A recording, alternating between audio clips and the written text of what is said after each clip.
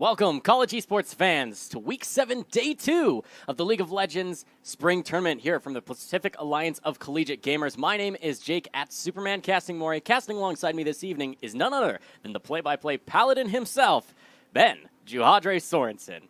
We're happy to be casting some League of Legends action for you this evening. Let's take a look at the tournament overview for the Pacific Spring Tournament. Here we go. So our group stage coming to a close pretty soon here. Like you said, this is the second day of Week 7. There are only 8 weeks of play. Next week, the last week of regular play, is Rivalry Week. Heck yeah. I'm so excited about that. So at the conclusion of the regular season, let's call it, then we move into playoffs. Now, for League of Legends specifically, this one is going to be a little different than the rest, where we will have quarterfinals played already, and then that week we will have semifinals on Monday and the finals on Wednesday. And then once all that is done, all of the PACG is going to close. All 4 titles, all 4 games, and this massive week of finals is going to be really exciting. Yeah, I mean, it's not just League of Legends. You got Overwatch, Hearthstone, Rocket League, great esports titles. But let's take a look at the League of Legends rankings thus far. Remember, it is round robin only within your own groups, right? There's the 2, the North and the South regions, but you can see these standings here. That means 4 games is all you get, 4 matches, I should say. Utah, undefeated in game score as well as their, of course, group score, 4-0 overall. Arizona State, we just saw them on Monday. They did an amazing performance 2-0ing Washington State to bring them to 3-0 moving up this week. Stanford sitting pretty, 3-1. They should be fine and well-seeded coming into playoffs. And then, of course, this evening, let's take a look at the matches coming up for you guys. This is League of Legends. Tonight, we've got University of Southern California versus Arizona State, University of Arizona. They're both 0-2 with varying game scores. They're hoping to bring some, mathematical magic to maybe make it out of group stages. But you again, almost had full alliteration there. I was really impressed. A lot of M words. Yeah, I was trying a little bit. But then, of course, moving into next week, you said it. Rivalry Week. Yeah, and then on Monday, April 2nd, we start our broadcast off with Arizona taking on Arizona State, followed by Oregon versus Oregon State. You can see those look to be almost blowout matchups. They do look like they will be. And, good luck to all of these teams getting into that week and trying to get out of the bracket into the finals. But enough about that right now. Let's talk about our game tonight. Let's take a look at these lineups here for University of Southern California and Arizona. On the blue side for game number 1, it is USC. That will be Heshire in the top lane with Wig 5 in the jungle. Nevermind running mid, Jimmy Rustling, and unlike them, in the bot. Yeah, and for Arizona, we got the Anguished One. In the top lane, God the King in the jungle, Meteors in mid with ADC Win on AD carry with Scatman supporting him. This is going to be a lot of fun to watch. As you said, they are both 0-2 match score, but look at that difference in game score. 0-4 for USC, 2-4 for Arizona. USC really needs a win here to cement themselves as a competitor, especially because come Rivalry Week, they will need to also play against UCLA. That's true. And, to be fair to USC, many of their games have actually been quite close. Yes. Jimmy Rustling, when he gets one of those scaling 80 carries, he can push this game to the late game scale and force enemies to play a lot more scared, a lot cleaner macro play, and then, of course, the team fights have to go their way. When Jimmy Rustling gets fed, gets scaling, and has one of those hyper late game carries, we've seen him on the Tristana. He does really well on that. I think now you'll put him on something like Caitlyn and hope that he gets there even faster by having a stronger laning phase as well. And we've seen a lot of good examples of that. I think everyone is starting to realize that Caitlyn is one of those premier AD carries, S tier, I would say. Yeah. Her and Zaya really there. And then all these new cool supports coming out. We've seen Morgana, Thresh, Tom Kench is also really good. Those kind of champions to really help. Yeah. I mean, let's hop right into Champion Select once again. This is University of Southern California versus the University of Arizona. This is game 1 of a best of 3, our one and only best of 3 today. Now, something interesting. On Monday, you can see right here along the bottom here the ban percentage of some of these champions. We got to see one of those 2 picks from the Gangplank on Monday. Yeah. Do you think it's going to get banned again today? It's possible. It's not the highest priority, I think, anymore with the changes that this patch brings, there's a lot more focus in the jungle. You can see 2 jungle bans already, and the changes to wave clear for AD carries. The static shift nerfs are pretty strong. Twitch is going to get banned out. They don't want to give ADC Win his own hyper late game scaling. I think those stronger picks that remain for mid lane are still going to be a wide pool. You mentioned how Morgana and Caitlyn together are those S tier bottom laners. I think if you don't ban both of them, which clearly first round they're not getting banned, either one of them makes it through, and the other one should get first pick. There's the Morgana ban. So Heshire's got to pick up that Caitlyn. I think so. I think you have to first pick this, give it over to Jimmy Wrestling, give him that tool to carry his team. I agree with you. You know, and that's what's so interesting is the way the evolution of the draft has come about. For the last couple of seasons and last couple of splits and everything, they have had this focus on getting your dual lane and your jungler in the first round, and then sniping out the solo laners. But it does look like Lissandra is the lock-in here, not Caitlyn. No, it's not the Caitlyn. That means it's gonna go over. You have to, right? If you're Arizona, you have to pick up the Caitlyn here. You don't want to give it over. Yes, it does get locked in. Now, explaining the Lissandra pick a little bit more, this is a high comfort pick for Nevermind.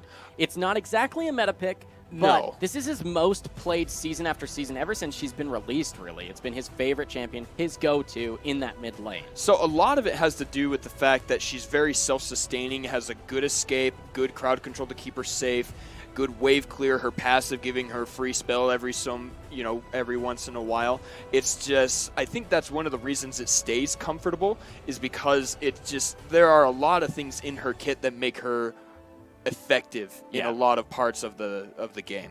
Definitely. Absolutely true. Meteors, though, has a lot available to him. The only mid lane ban here, if you're not counting the Morgana, is that Swain. And now, that even could be a top. It is, right? It's just a good ban overall, but there's a lot remaining in the mid lane pool that could go over to Arizona. Their mid laner, Meteors here, Azir, Rise, Victor, those are all really strong champions that he's very comfortable on, would love to play. I think you pick them up here because you don't want to get banned out. You already see their mid laner, so you don't have to wait to counter pick, unless you're worried about some sort of jungle ban out, right? Because there's a lot of junglers that have been banned out so far. You don't want God the King playing something random that he's not comfortable on if he's going to have to control the early game. All right. Going to be the Vladimir. This could be top or mid, but I think much more likely to be top. Anguished One plays this champion a lot more than Meteors does, but it can be flexed either way. And I think it would do really well into the Rumble. Rumble is going to be continually dealing damage with that Flame Spitter, sustaining with the, not really sustaining, but soaking some damage with that Scrap Shield, where Vladimir is just going to be able to stay there because of the Siphon Blood, able to keep him healthy. I think that's going to be a really good matchup there. I agree with you. It should be in the top lane. But now we're going to go into the ban sniping here. AD carry targeted here for Arizona, taking out Ezreal first. Should be jungle bans here from USC. Definitely. Just to pinch the roles that haven't been picked from the other teams yet. Not really much you can pinch out from the support role for USC, so you're not going to focus that too much. This is nice ban, I think, because Galio's really strong. What Arizona's composition is missing right now, Geodre, is engage. They do have the Abyssal Voyage, but it really is risky if you have no other kind of engage or all-in strategy available to you. So last ban here for red side is going to be that Jhin. Ezreal Jhin banned out. That's 380 carry bans from them. One more over there. The Twitch is banned out too. The engage is just getting banned out here from USC. Very smart from them, I think. So maybe it's not pinching the junglers, it's pinching the key to a team composition. I think so. I agree with that wholeheartedly. I think that's really, really smart here from USC. They're changing the way the draft happens. Normally, like we were talking about, you pinch a position, but instead it's a role in the game that they're trying to ban out. But unfortunately, it does not stop the Olaf from coming through. One of the best junglers to go against the Skarner. Yeah, I mean, and just like we saw on Monday, the Olaf is interesting because even though it's a top-tier pick, if you're not comfortable on it, it really can't perform. Correct. Yeah, it was Washington State that picked that one up, and PowerKook, their jungler, is so much better on the likes of Jarvan and Zac that he didn't know where to go and how to gank without going over the wall. it was kind of awkward. So maybe God the King can show us that he has put the time in and knows how to do this. That's the hope, at least, for fans of University of Arizona here. The last pick does come through from USC. I like this choice. The movement speed to kite back away from this composition from Arizona that, yes, they have a lot of damage and they can run at you, but if they can't actually get on top of you, where's the damage going to come from? It's not going to be there. So you pick the kite forward or backward bottom lane. Does it very well. USC going to be comfortable and safe in the bottom lane into this Caitlyn matchup. I like the Sivir pick, especially because you can pick up the cupcakes for free mana. It's a nice counter to the Caitlyn, though you do get massively outranged in lane. Yeah, by a lot. Your wave clear's there as Sivir. And the bouncing blades do work for you. And that is exactly what I wanted to bring up, because the reason Xayah and Caitlyn are up there is because wave killer has been nerfed. Right? The static shiv doesn't deal bonus damage. They took the bonus damage from last hitting a couple patches ago. So getting the likes of Sivir against another heavy wave clear champion is going to be really, really good. And then where is all of Caitlyn's damage coming from? It's the headshots. So if you can step on a cupcake without getting hit with a headshot, it's mitigating so much damage and giving you an advantage. I think it's a really great pick. Yeah, I mean, these compositions are interesting, to say the least. I would say USC has won the draft in my mind. Yes. Which is exciting for fans of USC. This could be their first game win in the PACG. They're very good players, but they just have fallen time and time again to the better teams, better drafts, better strategies. They've just been outplayed essentially at every step of the game. But now they seem to have drafted themselves a composition that is beautiful in my mind. They have engage potential. They have follow-up to that engage. They also have the ability to kite back and to kind of counter what Arizona has built for themselves, which is we want to squish you into a small space and run you down. That's what Azir can help do. That's what Vladimir excels at, is those small, tight spaces with AoE. And then, of course, running at you. Who better to do that than the Olaf? However, their only hard engage is from their mid laner, the Azir. And that's going to be really hard because they have a lot of ways to interrupt that. A Lissandra ult, a Lulu ult. It's just, you knock him up while he's trying to do that shuffle, or you make him, what is the crystallized prison there? Glacial Prison. That's the one, Glacial Prison. Is that? Frozen Tomb. That's what it's called. Yeah, there we go. Glacial Prison is... That's Sejuani. Yep. That's right. Man, too many Freljordians with the two good names. But then even on top of that, Skarner. That ultimate, that suppression, the only way to get out of that really is the Quicksilver Sash. Yeah. And when you're Azir and Vladimir, do you really want to be building that? No, you don't. And more importantly, as this scales to late, Arizona would then have, I would say, the damage edge here. They would be able to maybe out-damage what USC hopes to do in their hard-engaged fights. But to get there seems very difficult. And you mentioned the QSS. That's 1,300 gold you have to invest into not losing early and delaying your ability to get those damage items for late. All it is magic resist and that active. That's all it gives you. And that does nothing for Azir if not for saving him from a Skarner ult. But that's a lot of gold. That's a needlessly large rod that you could have spent that gold on, or a BF sword for Caitlyn. Like, that's so much damage you miss out on just by having to invest into safety. And they're already on their back foot, I would say, in the early to mid game, because this composition is so much better at team fighting on the side of University of Southern California than it is here for Red Side. And I've been thinking about it the whole time.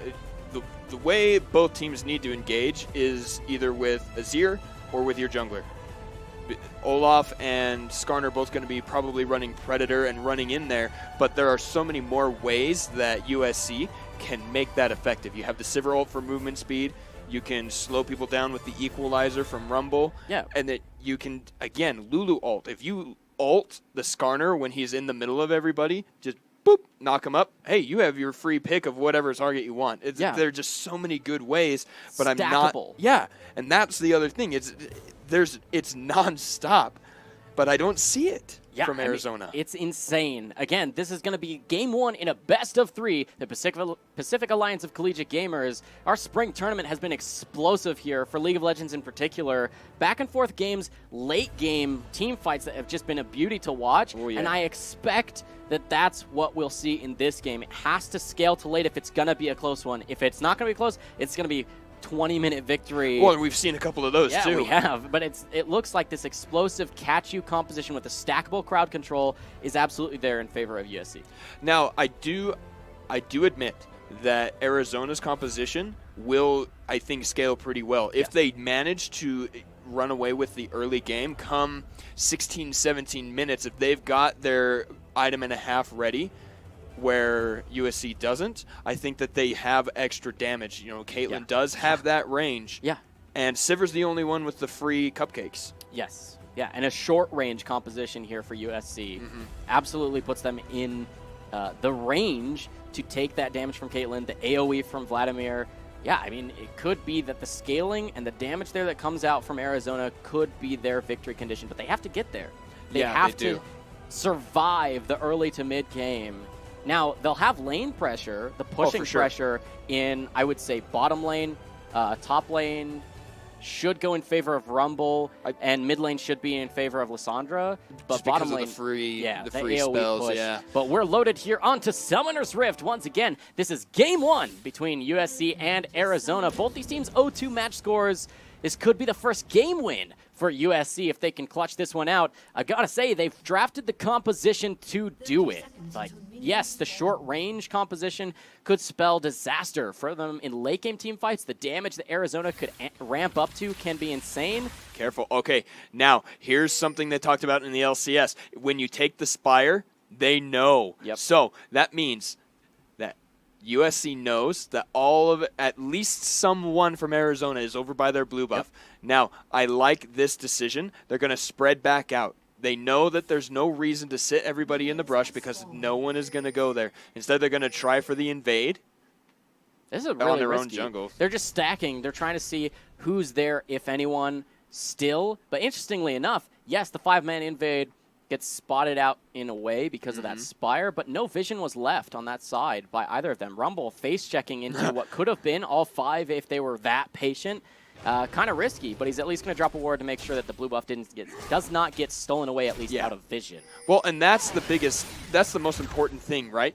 That was actually really cool. They both hit each other with the spell and got commented because they both had a slow attached to it. That was really entertaining.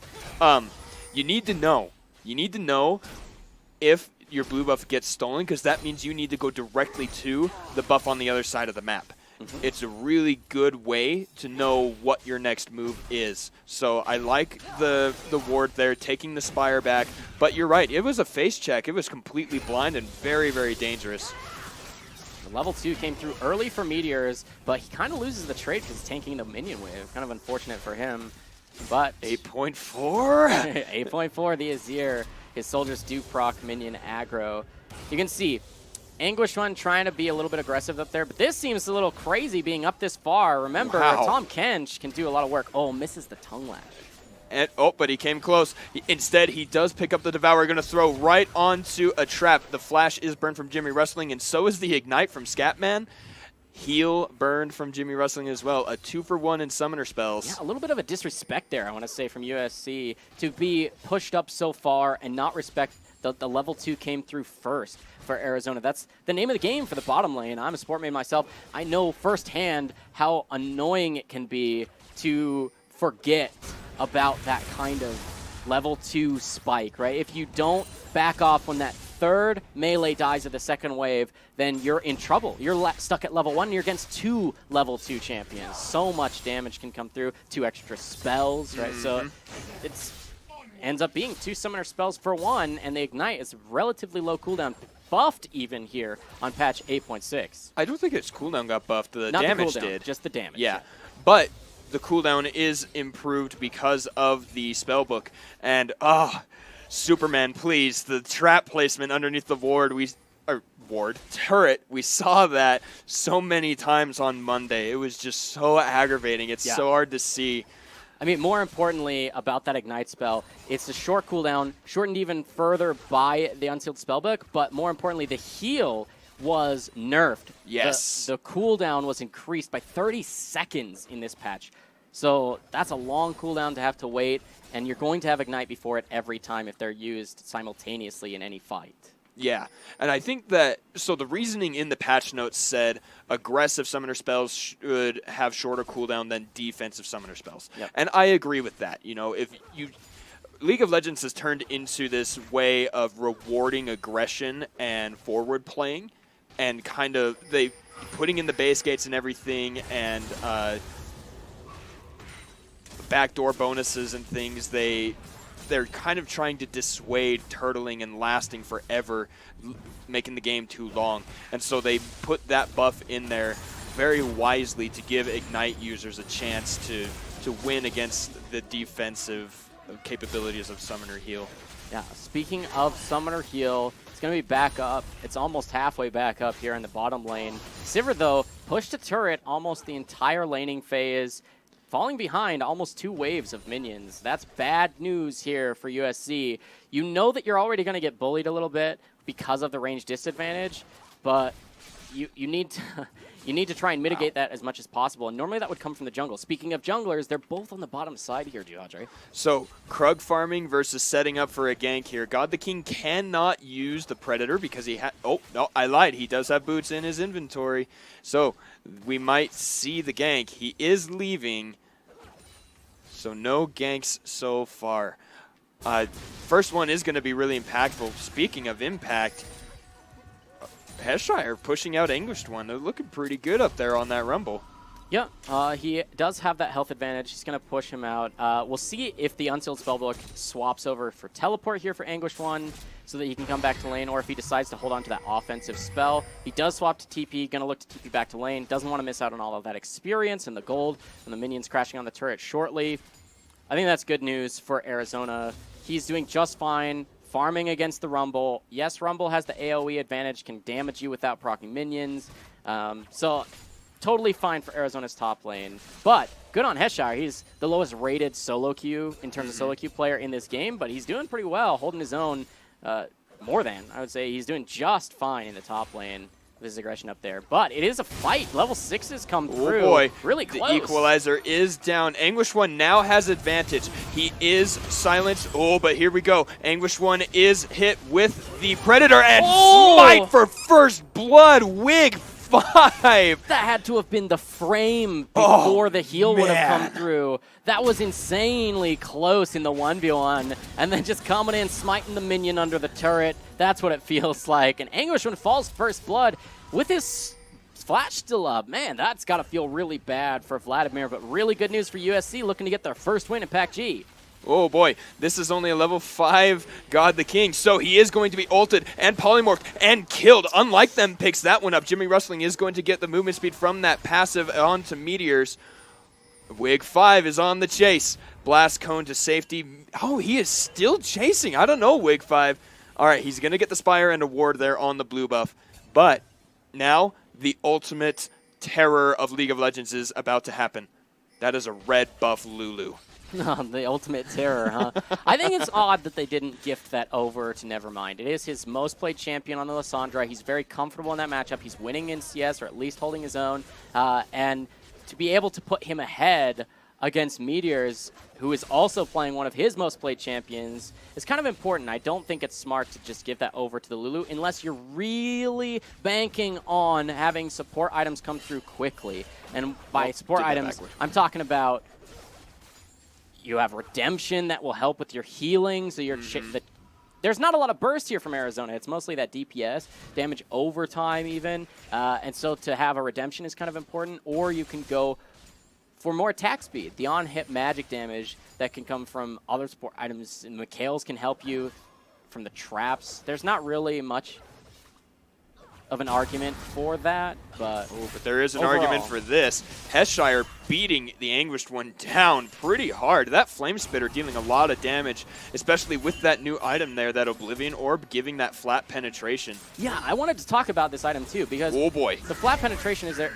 You're a little far from your follow-up there with 5. In comes God the King. He flashes. Heshire needs to flash too. They go in for the undertow. That's Ragnarok. He is unstoppable. There's the equalizer down. Anguish One dodges turret aggro. Nice fight from Arizona. A little too much coming out of USC there. Yeah, Wave 5 gets a little ahead of himself. Yeah, that's about all you can really say about it. He gets ahead of himself, not in range to have the Rumble follow up. His normal rotation of spells on the Rumble was already on cooldown, so he's not able to follow that up at all.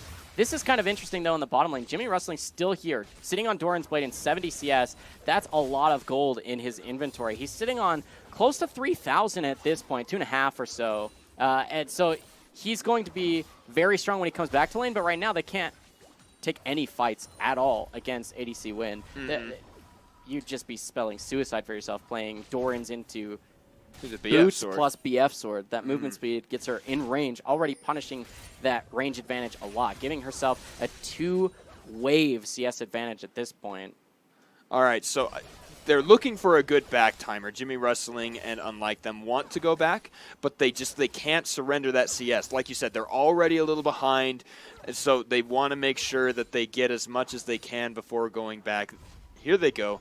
Let's see if they actually make it this time. Unlike Them, going to run interference. ADC Win says, nope, don't want you to go back yet, because they understand that exact thing you described, the damage and rage advantage. Very much in Arizona's favor right now. Yeah, USC should have just backed up and based there. It was a cannon wave, which should give you a little bit extra time on that recall because it's harder for the enemy lane to clear it. But I guess they're going to stick around. They do get their bases canceled, standing a little bit too close.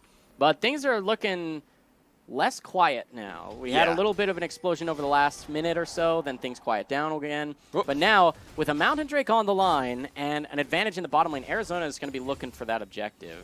All right, so God the King does secure that Scuttle Crab and is going to take the Spire away from Skarner. I don't know why he didn't just go fight him there. You're on your Spire. Your mid laner is just as close as Meteors is. That seemed a little weird to me, but I mean, everything going the way of Arizona there in the river. And now it looks like the turnaround in the top side. Heshire going low. Yeah, I mean, this top lane is okay. You have shielding to deal with being under your turret. And you can see jungler, they have full knowledge that God the King is not up here. So Heshire shouldn't be worried about getting dove. Even though Anguish 1 has full health, has his ultimate available, I think diving here would be bad news. Yeah, I agree with you. Just the way Rumble plays, you know, you can dodge a lot of his damage with the pool. Uh-oh, but here comes the first gank on the bot side. That is a Ragnarok Olaf, but all of the teleports, there are 4 members of Arizona on the bot side of the map, and they didn't even burn a summon. Nope, 1 flash from Unlike Them. Okay. I mean, you bring out here, you got 5 members for the Drake, but that was kind of embarrassing to use so many. You used the Abyssal Voyage and Ragnarok, and you didn't get a kill for it onto 2 members in a 4v2 situation. It's a little embarrassing. Yeah. But well played by USC, I've got to say. They split the fight, run opposite directions, make the indecision from Arizona feel bad, man. Oh, here we go. Oof. All right, disengage is there. Looks like Scatman is the only one hit in that exchange. A little bit of a lead here for Arizona. Overall, the gold lead is just about dead even. A slight lead for Arizona, but that first Mountain Drake should help them get first brick, and I expect it to be right here and now in the bottom lane. Caitlyn with the extra range. Headshots do apply onto turrets, and you've got a full wave here. You should be just fine. You know that they already recalled. They just did it in Vision. So you let them base, you get the turret for free, rotate to the top lane afterwards. I want to see USC rotate now. They already know this is going to go down, so why not go there now? There's no reason to come down here. There are only 3 minions. Yeah, when you see teams in, say, LCK, they did a breakdown, too, of LoL Esports. You can check out their YouTube channel. Occasionally, they'll do breakdowns of games or team fights to give you a little bit more understanding, a little bit more analysis of gameplay. They did one recently. I believe it was Kongdu versus Kingzone, where Kingzone, their macro play was just perfect. And what they did is, in a situation like this where they knew they were going to lose the turret, then they responded ahead of time, that 4D chess mentality, where instead of returning to the bottom lane knowing you're losing your turret on the way, you just recall seed the turret and go top lane and you push, that in that case, for this game, Anguished One would be in a 1v3, have to back off or die underneath his turret to some sort of dive with 3 members. All too easy there for USC. But unfortunately, they're just going to pick up a wave. But this is a 1v1 once again. All right, there are the ultimates down. Heshire going to go really low because of the Hemoplague. Has to flash away because Scatman has made it. So has Nevermind. Flashes forward to get the root. Gets the ultimate there onto Anguished One. But Scatman pulls him in with the Devour. Will they be able to make it out? That's Ignite down onto Nevermind. Pops the stopwatch. Heshire is there. Wiggs goes in and gets the suppression onto the Caitlyn. ADC Win gets stunned. He has to pop the Summoner Heal. Gets hit with the Smite. And another kill goes there. Anguished One picks one up. Anguished One slowed. Wig 5 gets the double kill. Scatman and Anguished One go down for just Heshire. A really scrappy fight. Is he going to go in? They're going to go in. Jimmy Wrestling pops the ultimate. There's the Smite. There's the slow from the E. The Crystalline Fracture, I should say. Jimmy Wrestling picks himself a kill. Looking good, USC. Yeah, and Arizona has to answer the turrets on the other side of the map now. You can see Teleport comes through from Nevermind. He's got a lot of wave clear, so it seems mid lane will still be healthy enough to survive a little bit longer. That's good news for USC because there's not an answer now from Arizona. They committed so many people top lane, USC did, but they got a lot for it. They're going to get a turret on top of that too, right here and now. The Sivir and the Lulu are there. That movement speed does so much for them. Nevermind doesn't have ult though. Oh, no! Meteors wasn't in turret range for that fight. He was just on the cusp, and that feels bad. Getting out with 150 hit points. That is Zir. Whew. That was close, though. You can see Nevermind is really comfortable on this champion. He knows his damage, and it was so close. Let's take a look at the replay of what happened top lane, how it started up. Here's the equalizer already down. Heshire realizes now he's in a 1v2, flashes away, and the continued aggression, flash over the wall from Nevermind, ults the low health target, but that's the power of the Tahm Kench. An extra set of summoner spells, flashes away to create the space. Now Heshire is basically out of the fight. He can't really join in. The flash is there for Anguished One still, and so he's looking for an opportunity. Wig 5 goes onto the high health Caitlyn, but she's really squishy. Goes down. There is the heal. The flash away. 100 health. ADC Win puts a little bit of damage in this fight, but gets out of range. The nice crit from Nevermind gets him low, but not low enough to die. A double kill overall for Wig 5. And then, of course, here comes the Sivir. Walks up to the wall to be in range to give the extra movement speed from that ult. The slows are enough to get them in range. Give it over to Jimmy Wrestling. Now the Sivir is going to be scaling as quickly as she can. And meanwhile, you saw in the picture-in-picture live, that was the Rift Herald going over. Wig 5, he's looking pretty good here on this Skarner. Great things to see because USC, this is a role swap. Wig 5, normally the 80 carry for them, swapping with Jimmy Wrestling, just a role swap overall, 1-for-1. And that's what I wanted to talk about, actually, as you said it. You're reading my mind, Superman, and it's freaking me out. Look at the 80 carry CS numbers. Remember, it was like 2.5 waves in favor of Arizona, and now it's, dang it, as I say it, they're up to 12 different. That's 2 full waves, but it wasn't. It hasn't even grown. Exactly, and that is a finished Essence Reaver on Jimmy Wrestling there to the Static Shiv BF Sword of ADC Win. So in terms of raw damage, I think that goes the way of Sivir because there's no damage on the Static Shiv. It's attack speed and crit chance. Yeah, the wave clear is there for Jimmy Wrestling. Even though there's a static shift for Caitlyn, she has to commit to the wave a little bit more. Jimmy Wrestling, just use your W. You can use your Q2 if you want to be even faster, but it's pretty easy. And you can simultaneously be damaged champions if you get the nice bounces. Crit chance comes through. The extra cooldown reduction is also important because you have the extra spell shields to nullify engages that can come through from Arizona, as well as just the extra CDR for your own ultimate. That Sivir ultimate is actually really important for their squad. I like the choice to pick this. Sacrificing the pressure early, even the first tower early bottom lane, has to be worth it here from USC, and it seems to be the case because now 1-0 Sivir catch now up completely. They're donating that mid lane CS over to the Sivir, and now she's caught up entirely. In fact, slightly ahead in overall gold here over the Caitlyn. And that's what I like to see. The soft counter turning out to not quite be the counter of the lane, but going to help the team out. Let's see, Wig 5 is close there. They are not close enough to stop the second Mountain Drake, and that spells bad news for USC because of the objective damage. Yeah, actually USC has the intra track now, though, and they're looking to maybe get a fight here. Wig 5 does have his ultimate, there's going to be a lot of damage onto that mid lane turret. Meteor's playing up aggressively. Here we go. He goes in, gets a great root. Is he going to ult himself? He does. And Meteors is the first target. Gets hit with the ultimate from Skarner. Heshire has used the equalizer. They get the turret. It is a 1-for-1 so far on those mid laners. Anguish One goes in, trying to get unlike them. Has to pull out because Jimmy Rustling is stealing so much damage. Unlike them, down to probably barely double-digit hit points. Nice work there. USC is showing a whole new side of their skill that we haven't seen yet. Looking really good here in game number 1.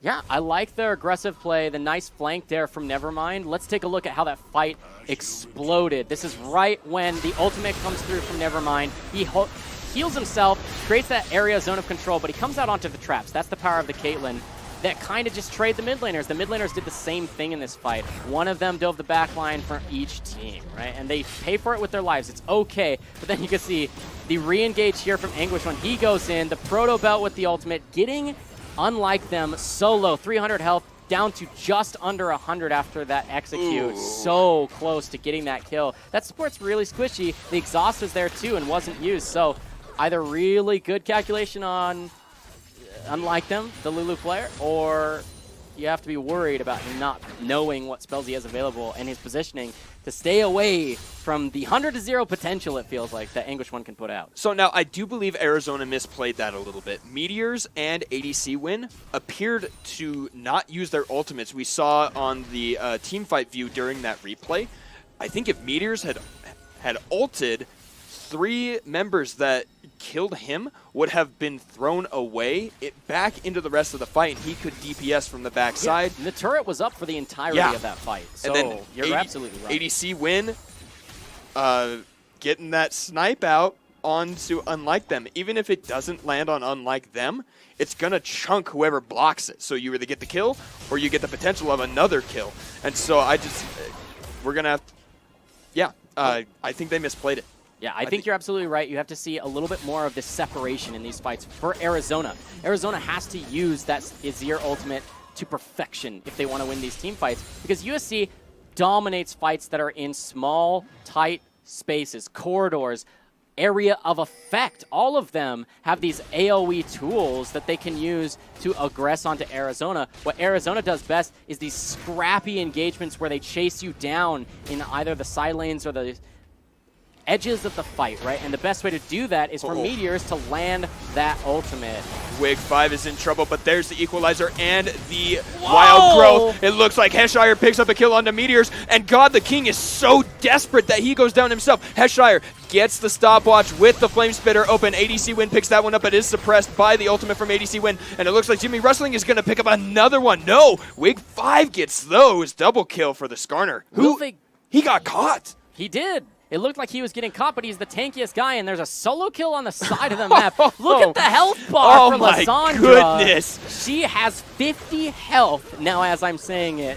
Girl, recalling in the bottom lane. That was so close. Let's get a replay of what happened in the bottom lane there between Lysandra and Vladimir, because that must have been so close, and probably a tilter for Vladimir as they're looking to pick up Baron. Speaking of a tilter, losing the Baron at 22 minutes, or Superman, we're coming up on what minute?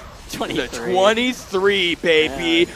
Oh, that smite. Health back. Oh my Not gosh. even close, Juhadre. So let's pull up that replay. Yeah, this is what happened bottom lane between Lysandra. She comes from Fog of War, gets out, cancels the teleport. That's huge. And then, of course, the turnaround. This is a lot of Vladimir damage. The healing will come through. He's now back to 40% health. Nevermind, just going to chase him down. She's got the flash, looking for the play. Gets in range. Nice dodge from some of the damage from Anguish One, but it's going to be close enough. The auto attack is going to be enough.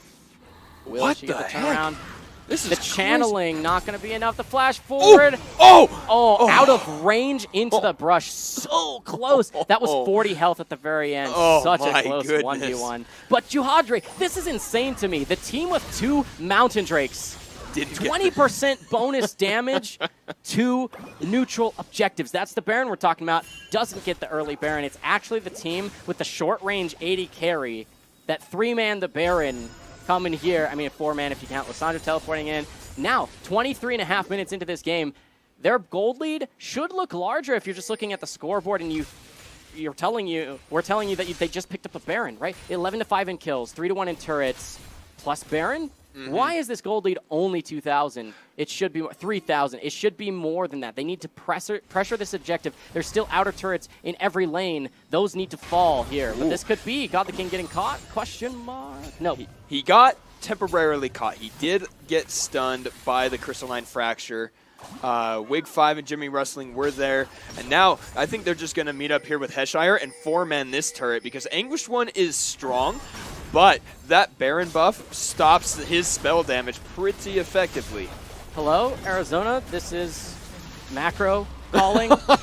Your bottom lane is dying. Oh my gosh. Your turret is now gone. Hello?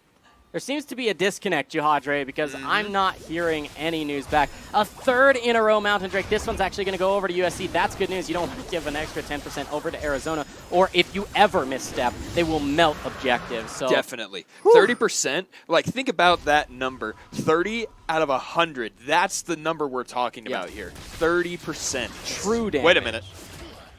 Did something just fire? Okay. Pulling ADC win out of the way. It was a harpoon, we'll call it, because Rumble was right there. But practicing that spell, the Devour, sure. Okay, Baron is still here for about a minute, a little less than a minute, 40 seconds or so. They need to look for an engagement either right now or hold off. I think you can't actually continue your chase because Lissandra's split pushing without teleport, and that should be well known to Arizona because he teleported in to help the Baron. You should have seen that on your screen if you're Arizona. So this is a little bit risky of a push. I think you just clear the wave, make sure that they stick around, and you hopefully get a little bit more gold, a little bit more damage on the top lane turret, try and maybe catch him on rotation, but the vision's here for Arizona. Here we go. Wave 5 going in. He lands the crystalline fracture. That's the ultimate from Jimmy Rustling. And I got all excited for nothing, Superman. Same. Unless they're going to go up to the top side. They don't see Heshire because that ward is underneath the control ward. God the King gets slowed by the Electro Harpoon. They've got the wave clear. They've got the 80 carry. Oh, man, but Wig 5 is on the backside. No more Baron buff means no more push. No more Baron, no more push. Indeed, Jihadre. Red buff going to spawn. It's too risky to stick around to try and contest that objective. You see, Jimmy Rustling, he's now got his Essence Reaver, plus he's building more of that crit chance. He's looking for that Infinity Edge next. Deathless on a Sivir. Her positioning has been perfect here. That Sivir pick, doing work. I want to say, Skarner, super tanky, needs magic resist now because I've watched on these kind of like the rotations through the jungle. When the vision is there and meteors can attack him for free, it actually is doing significant damage to the health bar of this Skarner. So I want to see magic resist coming through next. It looks like he's building into the Warmogs, which can do similar things. It's a more health pool, means you can survive a little bit more damage. We do have a pause here, but without magic resist, you can actually kind of get melted on that front line. You don't want that because right now that would be a lot of gold. A shutdown would be amazing here for Arizona if they can get more of that gold. Right now, we're right at the cusp of what we talked about in Champion Select, Jihadre, where the early game somehow magically, I want to say, went in favor of USC. They played to their strengths and they rotated properly. They gave up some neutral objectives and decided to get their advantages elsewhere, and it's worked out for them. However, we're now approaching 30 minutes. It's 27 minutes into the game right now, and that's when the damage items, 2 core items or more, being completed here on red side. Arizona can delete you if they catch you first. And you are so right, but you can't do it to USC. They have been 4-1 the entire time. So the only one you can catch is they're split pushing Lissandra, but what are the chances really of that? The moment you see missing, you say, whoa, whoa, whoa, we don't have 4 of them here anymore.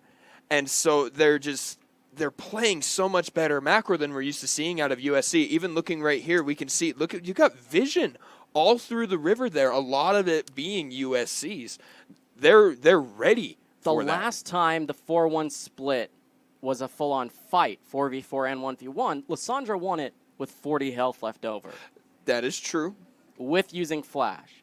Now, I don't see her continuing to win that 1v1 at all. The Morellonomicon has been built by Rumble, meaning the team fights have that healing reduction and can put that kind of chokehold on the Vladimir pick. but the damage is still there, and especially in a split against the person who doesn't have Morellonomicon, I think that's bad news for USC. I still feel Jihadre, despite this gold lead, 3,000, approaching 4,000, I still feel like it's in favor. This game is on a timer in favor of Arizona, because even though they don't really have a cohesive team composition, they have damage and they have tools to say, reset. That's the Tom Kench. You try and catch one of them, you have QSS being built on key members, you have the Tom Kench to save others. I just want to say the timer seems to be ticking. It is definitely ticking. USC needs to continue. They have been so far. They need to continue their macro play, continue to take objectives, and to force fights that they know they can win in spots they know they can win them. But if you just wait it out and you're lackadaisical, you're lazy about making things happen and being proactive, then USC might find themselves on their back foot. Yeah, and we talked about that in Champion Select, right? We talked about how we thought the team fight and everything for USC was looking really good, but just the sheer damage of what this comp drafted by Arizona has is so much. So if we don't see the rest of the snowball crashing down on Arizona's cabin, then it's gonna melt. It is Arizona after all. It's a pretty heated place. All right, man. Taking stock, this is the breather. The calm before the storm, you hope, if you're USC, because you want to light this map up. You want to be able to engage them, and you're approaching level 16 on your key members. Level 16 Ultimate, the Frozen Tomb, as well as the Equalizer, you stack those on top of each other. That AoE magic damage is insane, and there's only now the locket completed here for Arizona. That's good news for Arizona, but they need to make sure that they take only the fights in which Meteors can continue to DPS. ADC Win can continue to DPS. Right now, she's got 2 core items, QSS for safety, tier 2 boots. That's a lot of DPS you can put out, especially while this red buff is ticking. I think you have to either insta-delete Meteors, who doesn't have QSS yet. I think he's the best target. Or you force Caitlyn to be so low that she's out of the fight, because she doesn't have the kind of shield healing safety that this Ardent Sensor Redemption Lulu has. Oh, she did get the redemption that early. Very good. Yeah. I like that. I do like these choices. One of the other things we have to talk about is we have mentioned that Vladimir and Azir do really well in these small corridor fights. But Rumble's Equalizer is ridiculous. It's just as bad as a Corki package. So they have to be extremely careful. It's interesting that USC, maybe unintentionally, maybe intentionally, who knows, drafted the Rumble specific to have those nice small corridor fights, and it was answered with Arizona saying, "Oh, we like those fights too." So, which team will actually come ahead in that? I want to say I think the best kind of fights for Arizona are the ones that take place with excellent flanks that could come through from Anguish One and God the King. Ooh. Oh, you meant from Arizona. Sorry. Yeah, you if said Arizona can have God the King or God the King not so much because he can run through the team regardless, but if they can have Anguish One flank very well and force a separation of this fight, that then Meteors can follow up on whichever part or group of that fight that he wants to chase down, that's the recipe, I think, for success for Arizona. Because these 5v5 front-on-front fights are heavily in favor of USC. They get to dictate the tempo of these fights. So you want to see them being split apart if you're a fan of Arizona. And I think they have the tools to actually do it. I mean, the most important tool, the most recognizable one, is Meteor's ultimate. Now, his ultimate on that Azir is on cooldown right now, so they have to wait for that if they want to look for a fight. And the split push is happening on the other part of the map. You can see bottom lane, this is the Vladimir versus the Lissandra. Lissandra again. Lissandra's winning. Lissandra wins. Full health. We got to see a replay of that, but let's wait and see what happens in this fight in the jungle. Here's that small corridor we were talking about. Wig 5 does get hit with the Caitlyn trap, and so does Unlike Them. That's a lot of unnecessary damage. Redemption coming down. They do get a huge heal out of that. Nice work there from USC. Do they go straight for the Baron? They do. Lissandra is still split pushing. I don't like this choice to go for Baron because they're not that tanky.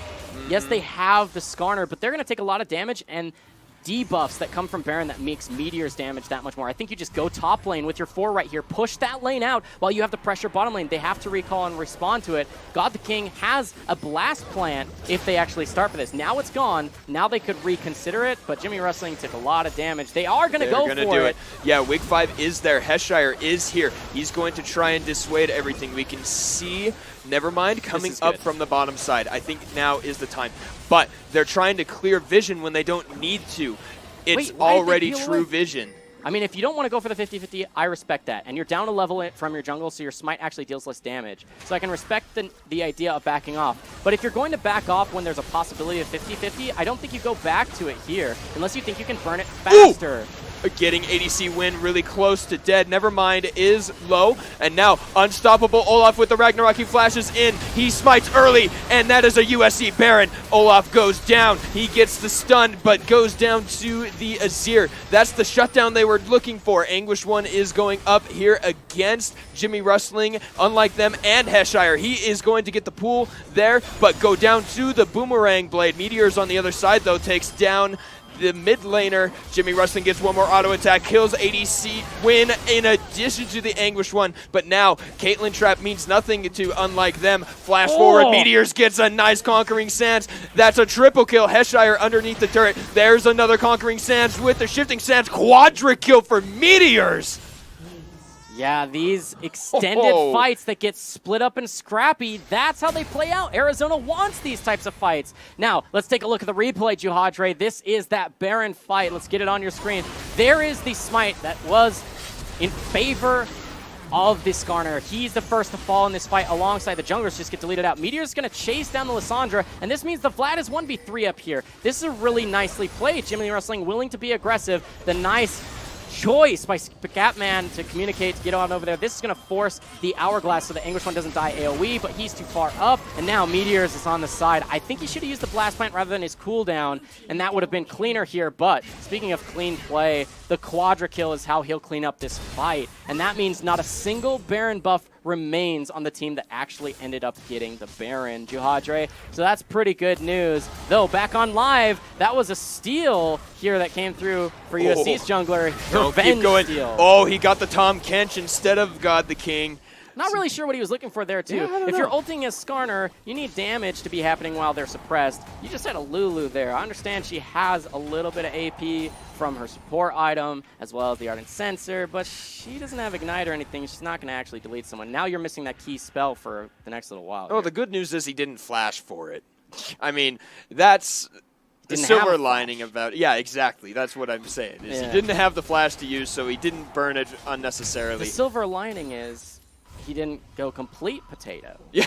Just kind of like... Where did the potato come from? Why is it a potato? Potatoes, they get a bad rap, man, but they're actually, like, amazing. I do like potatoes. But yeah, that was like, you know, those golden small potatoes. It wasn't quite full-on Idahoan potato. Okay. So that's the good news, Got it. if at all.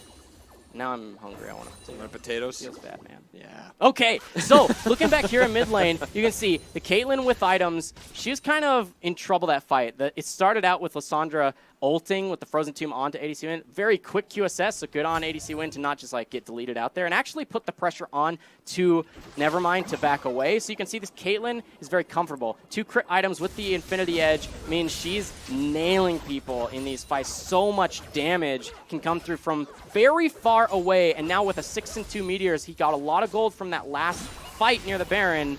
Here we go. Gold lead is actually kind of small here. It's only 3,500. It hasn't moved. Even with them getting the Baron, they got aced, right? So now where do you go? The pings go down here onto bottom lane inhibitor turret. They have vision set up to a degree in this jungle, but you need all members there if you're actually going to pressure this turret. Will you get a catch in the jungle? That's the question. Oh boy. This is not who you want to catch, because he has Ragnarok if you use the ultimate from Skarner. But this pick on the other side, Rumble and Lissandra again onto the Anguished One. I wish we would have followed that, but there were more members on the mid side. So there is the ultimate from Jimmy Wrestling. They're trying to deal some damage, but no minions means backdoor bonus, and man, that crit hurt. Here comes another redemption. Are they going to continue the fight? I think they should be splitting 4-1 again. You mentioned how that was doing so much for them earlier, and that was working out extremely well for USC. I think they go back to it. Yes, they have a 5v4 for a little bit here, but they're short range. They don't Yeah. siege well at all, Juhadre. And you got No, a wave they stacking don't. top side. I think you should have been sending someone on their way already and still either have Lissandra be the one splitting top lane and getting those outer turrets for free, the inner turret, if you will, and having your 4-man pressure the bottom lane, or I the like opposite. this. I like this. They're leaving Lissandra there, and then they're going to 4-man the mid, forcing them to stop the mid push, Good. and then they get the top lane. Nice work there. Arizona is so split. The They're- wave clear is here, though. Static Yeah. Shiv plus the undertow. Azir, if he's there. Of course he has the wave clear. They're looking to keep hitting this turret. But again, this is a short-range Sivir. They have one Mountain Drake, but they don't actually melt turrets that well. Nice. Massive stack in the top lane there. It's the tier 2 They have to turret. It's answer just it. getting melted. It's going to fall. There it is. That's going to be the minions doing work for them. USC still really healthy. They have an Ocean Drake too, meaning in between these fights, they're going to regen a lot of health and resource bars in between. Do they look for a dive, though? Nobody's answering Lissandra, and as an AP champion, she actually does a lot of damage to this turret. They're going to send Olaf and Vladimir to try and answer this. Here we go. That leaves mid lane open completely to USC. Never mind. Gonna ult himself right after, unlike them getting ready for the ult. Nope, there was the flash. A little unnecessary on the ultimate afterward, but that is exactly why you let Lissandra be your split pusher. That was a whole, 5 seconds of invulnerability, untargetability. Yeah, and that was gross. gross. Ragnarok and Hemoplague used for that, and they didn't get anything for it. In fact, they still lose the turret. I think you have to back off here, though. There's Yes. the Sivir ultimate. Nice choice. The slow comes through. Okay, God the King goes in. He is rooted. Ragnarok was burned in the last fight. In goes Wig 5. They have the suppression on the meteors. They kill him. Heshire uses his own Zonias. He does not manage to get back to the redemption. Wig 5 does, though. Unlike them, going to take a hit or two. But USC, the Sun Disc is saving him. Nevermind goes in a little too much. His ultimate is back off of cooldown. Wig 5 going too far. This is the Azir turret. Remember that the real one had already fallen, so it's going to Yeah. tick down over time. I think you don't stay here. You can clear out this last wave just because you have so much quick wave clear and you're healthy.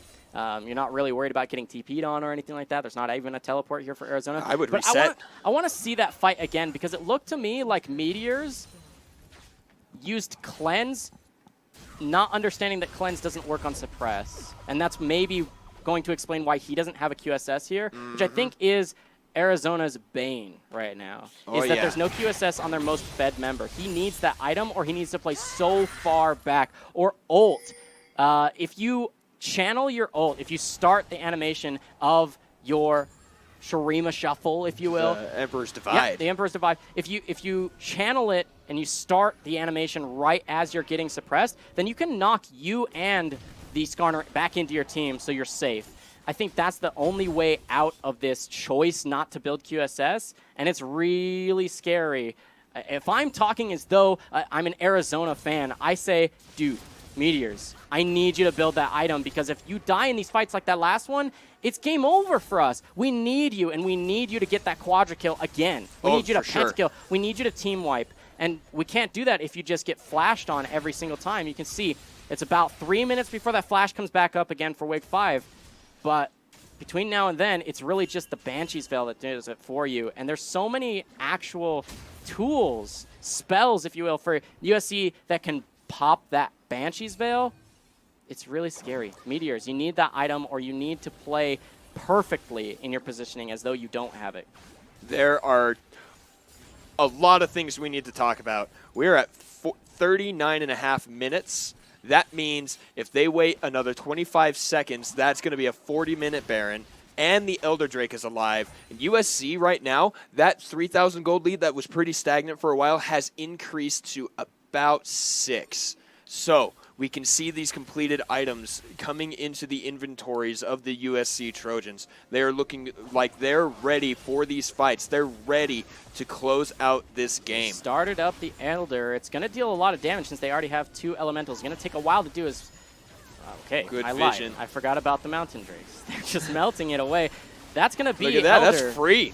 No one can stop that. And now, Equalizer? here we They're go. in it. Wig 5, gets hit with the blast cone. No further engaged so far. Wig 5 is still moving really fast. He throws the Crystalline Fracture. That's the suppression onto the Vladimir. Anguish 1 does go into the pool. Nevermind flashes forward. He's going to get healed with the Redemption and his ultimate, but that is only the Elder Drake. Baron is alive. Yeah, go for it. I mean, you have the bonus true damage. The Elder means your Mountain Drake actually does more, so you have more true damage to those neutral objectives. I like sending Lissandra, the one with teleport. Could have been the Rumble too, but he's just not as fast with the wave clear. Clear out that bottom wave, actually a lot of damage on that turret. Almost takes it. Would have if he didn't have Nevermind here. But this is good. Oh, Double wow. Elder Drake means they'll melt this, but you have to have Lissandra with you now. Yeah. If you think that you get the free side wave, you're mistaken, because if you lose a fight right now, it's so bad news. And Arizona is close. Why God, not? the king is here. No flash available. Nope. All right, that is Undertow. it. That's a Baron Nashor. That is 40-minute Baron. That is double AD and AP stacked. So good. What is that, 40 AD and... Yeah, it's so much. It's Yeah. I don't know the exact stats off the top of my head. I how had much them when they ability first power made the and- change. Yeah. But It was I a few can't anymore. patches ago. Yeah. Okay, so this is where you reset. Nice clearing out the waves here. Meteor is going to clear out that cannon wave. Not going to be able to be baroned up. They're going to donate the blue buff over too. He's building more damage, though. Looks to be the Leandries, I imagine. I don't think you need a Void Staff right now. Leandry would be better, I think, since you're...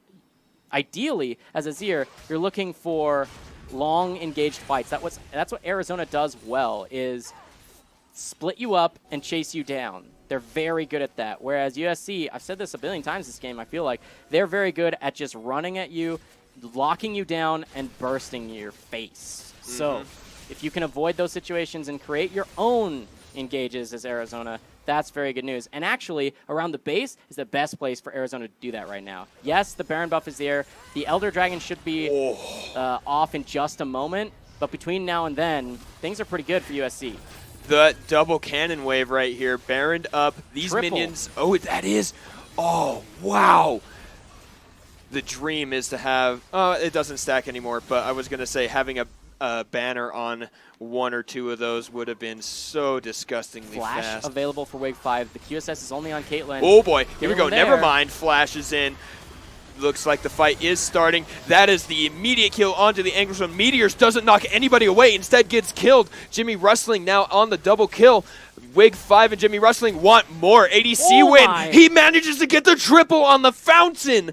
And that's going to be inhibitor number 1. They have this massive Baron wave here, and 3 members of Arizona down. That's going to be the end of the game, Superman. Yeah, I mean, that's insane. 350 AD plus on this Sivir with the crit chance coming through and the healing debuff from that Grievous Wounds item. That's really good. Nice final fight there. Wouldn't mind a replay, actually, of how it went, because it was really methodical, to be honest, how that last fight went, because Wig 5 held his suppression for as long as he could, and it was that Caitlyn couldn't auto-attack at all in those fights.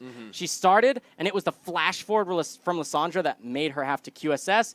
Then Tom Kench gives her the distance. But then what can you auto-attack as Caitlyn if Sivir is in range to auto-attack you? You have to keep running until Sivir changes targets. Let's take a look at the replay. The tower breaks. Again, it was an Azir turret, not the real one. And then they're going to flash over the wall. Oh, it wasn't even the flash. Hey, Wow. it's just traveling. There you go. You can see QSS now. ADC win. Count the auto attacks. I'm still waiting. I'm still waiting. Hello? One. Caitlyn, one. What? One. One. Two auto attacks. Three. 4 dead. Oh, that last 4 crit Caitlyn right there. auto attacks. A Caitlyn with 5 items, 6 if you count the QSS. Yep, How do got you nothing. win a fight if your Caitlyn can't auto attack? Beautiful play there from USC. We're gonna go to a break. Hopefully something becomes re-envisioned here for Arizona, because they got demolished in what was supposed to be their game to win late. Oh, for sure. And we talked about that several times. But USC, they got the snowball. They kept it. They played so much more controlled than we're used to seeing. I am impressed by this USC squad tonight. Yeah, it was the composition that has go buttons up the wazoo. USC were able to just say, whenever we fight, we're just doing it together. Just remember that. We're grouped as at least 4, and we're taking these fights as a cohesive unit. That's how they win. And that's a very easy thing to do on comms, in League of Legends, in competitive play. Just stay as a team. There's so many competitive teams, pro teams, that just use this strategy where you draft a team fight composition, sacrifice laning phase, and then as soon as it's mid-game, you smash everything because you're just so much stronger as a 5-man group. Because it's harder to coordinate split map play, split fight play, and that's what Arizona's composition was really going to excel at doing if they could execute properly. They just couldn't, and they kept losing out gold, losing out objectives on the map, and, I mean, things were close for a little bit, but as soon as Arizona didn't seem to be using their tools to their strengths, I want to say, I mean, that's like having a screwdriver there and being like, nah, hand me a hammer. And then you just destroy whatever out with a hammer. Yeah, I mean, you just destroy whatever project it is that you've been working on because you're using the wrong tool. Their project was to try and get a win here. They got destroyed. Yeah, they did. But I think we are going to take a quick little break before game number 2. Don't go anywhere. Game number 2 of this best of 3 between USC and Arizona returns with the PACG in just a couple minutes.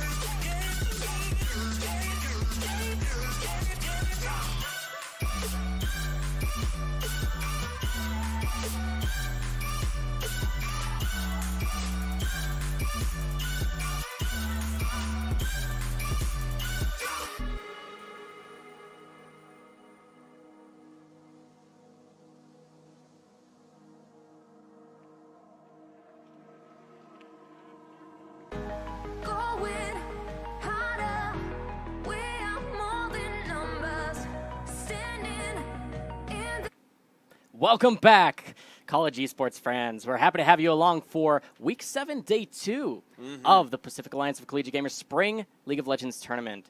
Man, I'm excited. My name's Jake at SupermanCasting, and casting alongside me is none other than... I am Benju Hadre Sorensen.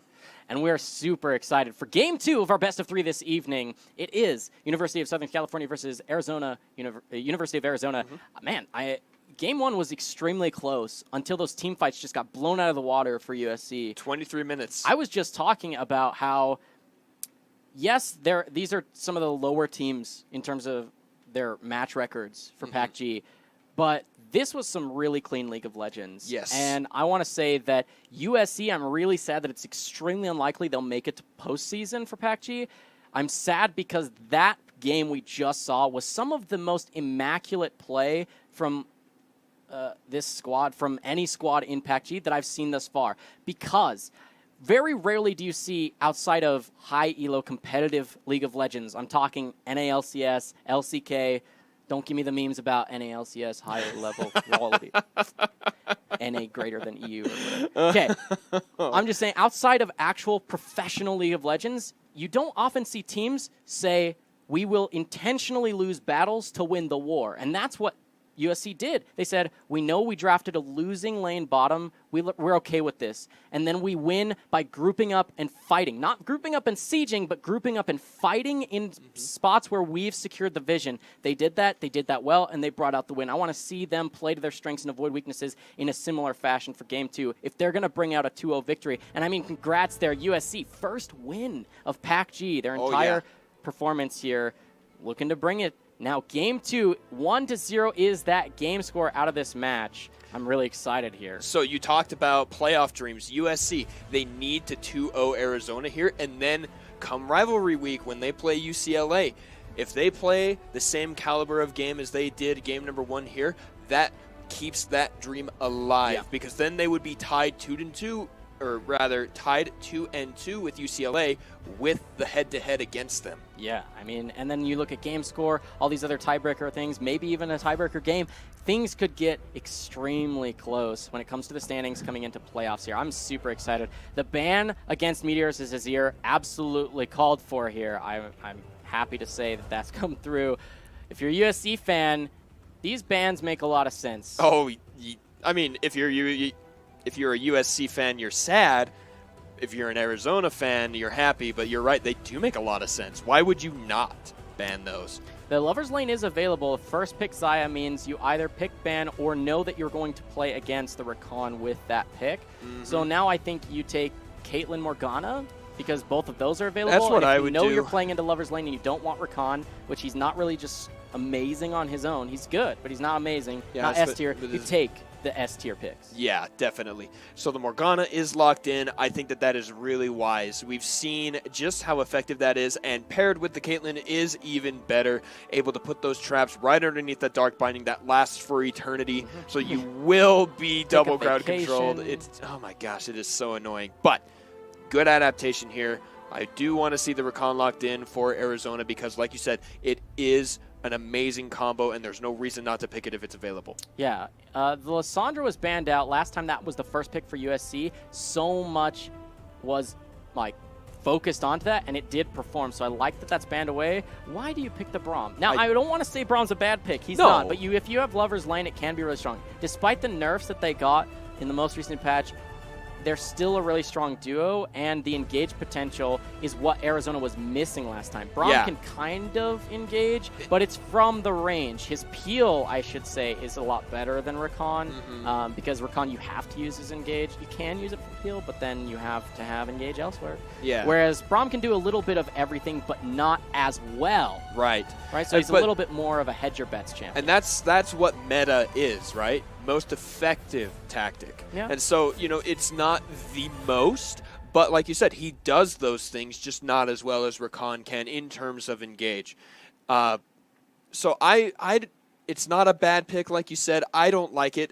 There's no reason not to pick up the Rakan there. But I'm okay with it only because it has a little bit more. I mean, procasters talk about this all the time, where this idea of agency, your choices, where you have an array of options to use your champion for different means. Whereas a champion like Rakan, yes, he is absolutely going to be the best with Xayah at engaging these fights, but that's all he really does. That's a one-dimensional. Right. Whereas Braum can peel or engage and can split these fights too. He can apply his passive, the concussive blows, to everyone if he can get onto them. So there's that. I mean, you have the choices available. However, I agree insofar as Rakan can really do that engage tool the best. But Braum, not a bad pick in my mind because he has options. And so now that we've beat that one to death, let's talk about our mid laners here. Ryze, still a very strong pick, got that wave clear, going to have good control of the lane, but then it is answered, Nevermind going to pick up the Echo. Something we haven't, did we see one game of Echo already? I think we've seen one. We've seen one Echo game. I can't remember who else played it, but we have seen it. It's going to be a nice answer there, going to have his own form of wave clear, nice ultimate to get out of fights. The junglers are going to be the last few bans here. Sion banned out. You just don't want that in the top lane because that's left here for Arizona. Definitely not a Ryze top lane. You don't flex that pick like that. No, not anymore. But I like this choice. Echo, the second most played mid laner for Nevermind in terms of solo queue. Same true here for Ryze for Meteors. It's like they both just had, like, pick a card, here's your top 3 champions. You're looking at the faces of these cards. Start with step 1, gets banned away, no, yes, okay, well, go on to step 2, take that one. Both of them have followed that strategy.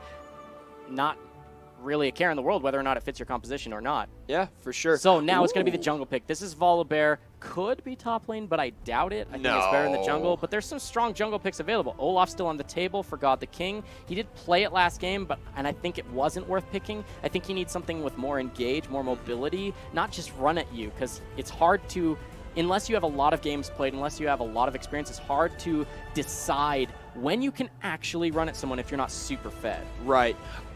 Lee Sin is kind of that option. You can go in, but with the removal of Tracker's Knife, I think you just removed so much of his ability to be effective. Yeah, it's like saying take away one spell from a champion. It's almost how bad it feels to take away Tracker's Knife from a Lee Sin. Now, he's still the same champion in the sense that he wasn't nerfed or buffed in any way, shape, or form. Well, he actually was buffed right after. Was he? Yeah. Oh. The Resonating Strike, the second half of the Q, got a range increase. He gets more energy on his basic attacks. See, but those types of changes, Juhadre, feel to me as though it's like the balance team from Riot is like, okay, we have to rebalance for this patch Caitlyn. Let's remove her auto attack, but her trap's now stun.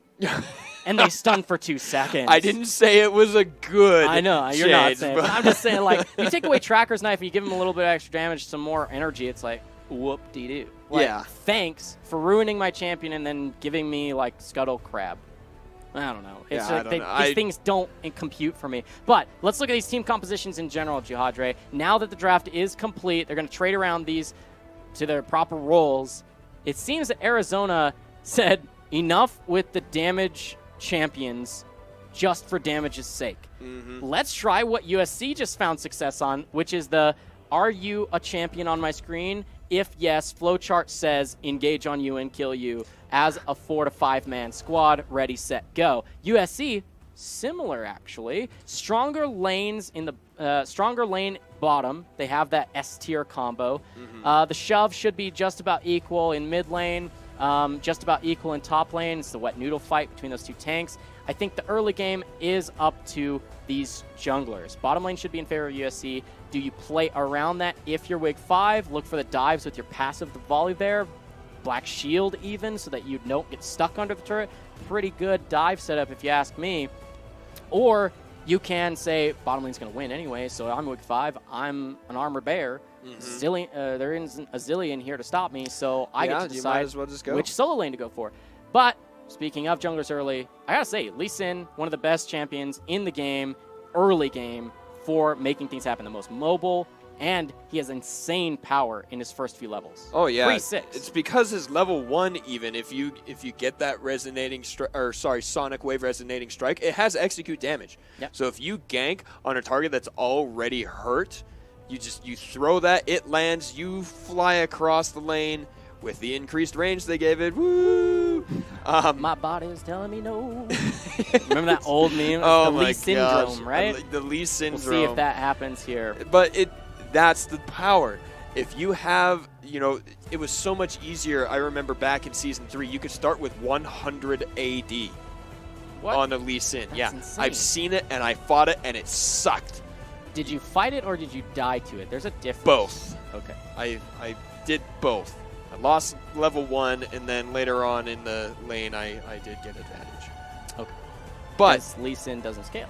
Correct. And that's what's so dangerous. So you've got to do the early game strategy. You have the Lee Sin that has that early. Look at 2 ignites here, one for Meteors and one for Scatman. I'm going to go ahead and throw out a guess here that they both have Spellbook.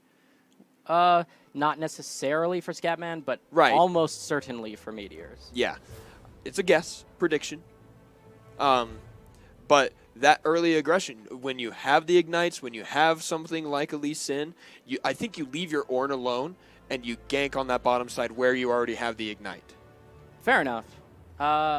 You have options, that's for sure. Yes. And even at level 6, I think you still have a lot in your favor as the Lee Sin with the Rise, just to show up and have the right position and show up very quickly. That's the element of surprise absolutely in favor of Arizona here. And they're looking to bring us to Game 3 if they can. It's just, can they make the early game go well? Because late game, it seems to be a toss-up between these two teams. Very good damage from both these squads. Not exactly the same composition, but very similar compositions in the sense that they're both very good at 5v5 fights. Rise a little bit stronger in 5v5 than Echo. Yeah. But Echo, pretty good about taking turrets, showing up, roaming from mid, can answer the Rise pretty well. And with Teleport, Echo's a really good split pusher, a lot better than the Maokai, and Echo can do a lot better split pushing into Ornn than a Maokai can. Yeah, I agree with that. I think that that's a really smart thing to bring up because it was their top laner, the Heshire. He was the split pusher last time. His Rumble was so good. No, it wasn't. That was Heshire, was the Rumble. He wasn't he was the Rumble, but he wasn't the split pusher. Nevermind. Yeah, it was Nevermind. And he's on the Echo again. So it's going to look actually relatively similar then, where you've got that nice team fighter in the top side, or with the Maokai, or, last game it was the Rumble. You've got your team fighter with the rest of your team, and then you've got a good split pusher running Teleport. That sounds very familiar. Yeah, and we're loading here onto Summoner's Rift. Again, this is Game 2 in a best-of-3 between USC and Arizona. Quick pause happens as soon as we hit the Rift, so just a moment before we get that onto your screen, I just got baited and outsmarted. It was the Volibear. You got to get those pauses in. Okay. that was a really good one. I try. So, talk to me about this top lane. You got the wet noodle fight between Maokai and Ornn, but which one of them do you think makes more of a difference in team fights? Because they do similar things, right? Ultimates that are AoE to try and catch people and chase them down, and all they do is soak damage and try and lock people down. I'm kind of partial to Maokai. Okay. I've played him a lot, whereas I don't think I've played Ornn at all. Ever, actually. Have you played against it? Only a few times. Okay. So, from what I've seen in the professional play and here in these tournaments that you and I have casted, I know that he is actually very, very strong. He's a lot tankier than I originally thought he was going to be. That Bella's Breath giving him the shield, that little bit of movement, it can help you dodge, and you aren't unstoppable anymore. But if you cast it as you're crowd controlled, you will walk in the stun. It's a really weird interaction. And so I think that Ornn has better damage capability, because Maokai's damage is all really reliant on the brush, the hidden sapling, where it deals more damage. Yep. Whereas Ornn is so much more in your face. He has so many more ways to just deal damage as opposed to crowd control and keep people in the fight. Yeah. And here we are onto Summoner's Rift. Once again, this is USC versus Arizona in a best-of-3 Game 2 here on your screen. And this could be really good for USC. They just got their first ever victory of a game, even, in PACG, and they still have a chance. It's a long shot, and they have Caitlyn, but a chance at making playoffs if they can 2-0 Arizona, and if Bad News Bears, I'm trying to make many memes I see you. If Bad News Bears goes for Washington. I will echo that. Or excuse me, not Washington. Who do they have to take? UCLA. UCLA. I don't know why I said Washington. That's all right. I think that Anguished One got a little tilted. He did make it all the way up to the Anguished One. You got Anguished? Yeah, okay, I got Nailed you. It. He did make it all the way up to the lane without any items, and then went back and bought a corrupting potion afterward. Just that makes getting me laugh. out of lane a little bit faster. No, it was Yeah, I probably got pause. So, the pause. The Nice. pause. It was good The stuff. Volibear The pause. Volibear pause. Okay, so talk to me about bottom lane. I mentioned how these S-tier picks, the Morgana Caitlyn lane, is so scary to play against, so annoying to play against because they'll probably get the shove and they'll probably bully you under turret. Do you see this being first turret or the point of contention to the point where it unlocks the game for USC? Or do you think it's just a little bit of a gold lead, kind of what Arizona did with the Caitlyn pick last game, but ultimately it doesn't matter? What do you think? So, Braum is a decent pick because the Piltover Peacemaker, the Dark Binding, everything is a projectile here that sets that up.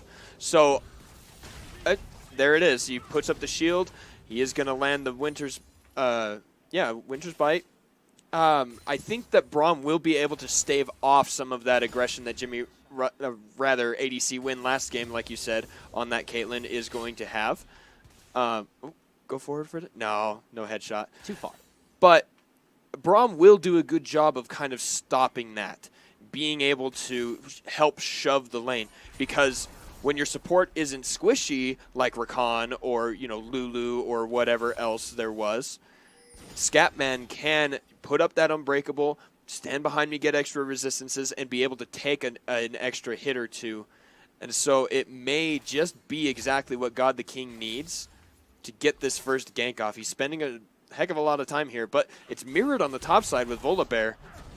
Nice dodge. Here it goes. Scatman running forward, burning the flash from Unlike Them.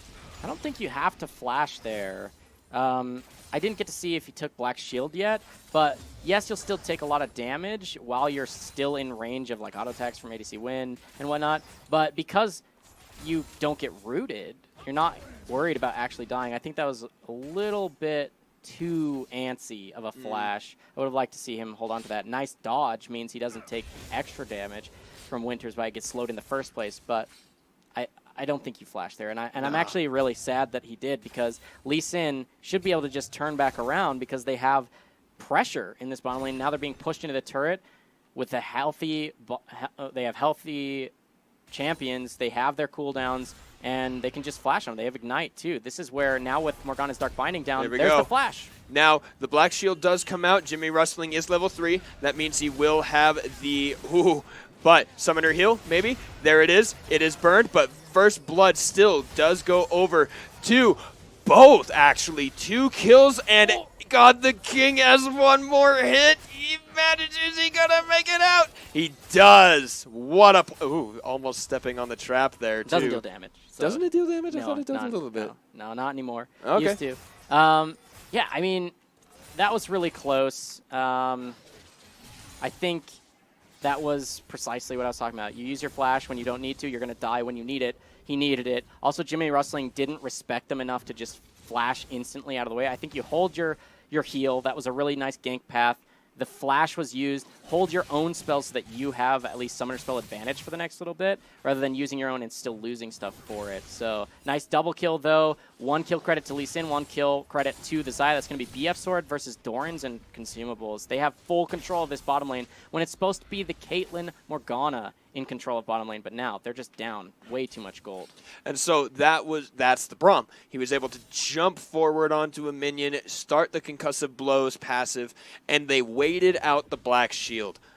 Somehow, it had to have reset somewhere in between, or they spaced it out so that the 4th attack did come as the shield expired, and they got the stun, which is what secured them the kill. So nice work from Arizona coordinating that, right? Because Lee Sin was right up there ready to get auto attacks. They had to understand and say, wait, hold on.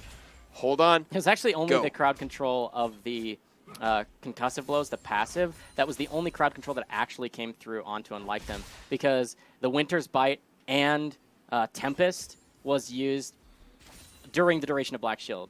So even though some of that is magic damage, is going to reduce the Black Shield, it's still there, and it stops the crowd control, even if you break it with a spell. So could have been cleaner, but they at least are able to lock him down because he doesn't have flash. I mean, we're beating a dead horse at this point. Or a dead Morgana, rather. Okay, but Feels here, bad. taking stock of the rest of the map, mid lane, top lane, these are both just back and forth trades, nothing really coming of it. This is really low health bar here for Heshire, but he's one of the greatest sustaining top laners there is. Yeah. So not really worried about getting dove, especially. Lee Sin just recalled. He's got his team at very fast clears on his jungle camps now. We'll have to see what he decides he wants to go for, or even if he gives this blue buff over to Meteors. It looks like he will. He will should. not? Question mark? No, Yeah, no. will not. He's going to take it for himself. Wants to have extra cooldown and the additional experience to get that level 6. Dragon's Rage, hopefully on a lower cooldown once he can finish. Grom, it seems, will be the necessary camp to get him to that level 6. But bottom lane, despite being up BF Sword, is still getting pushed in. That is so weird to me. Like, that just speaks to the power of the Morgana Caitlyn lane. Guys, watching from home, remember that lane because it is strong. You can see it right here. Looking really good for Arizona. Volibear looking to sneak into that bottom lane. Oh, there he is, yeah. Now that they're pushed, there's not vision far up the lane, meaning Volibear has snuck in, right? Meteors, though, takes a bit of a trade. Yeah, That's never not good for him. mind. Coming out ahead there, the Rune Prison is going to stop him, but Meteors takes a lot more damage. And Will they Heshire have the Anguish roam? just trading. Oh my gosh, these 3v3 guys. in the bottom lane. Let's take a look at this, though. Volibear Yep, channeling Volibear his is recall, staying. but Here- the fight breaks Oh, out. they're on the fight here. That is a Dragon's Rage to knock Wig 5 back in. God the King is going to secure that one. Wow.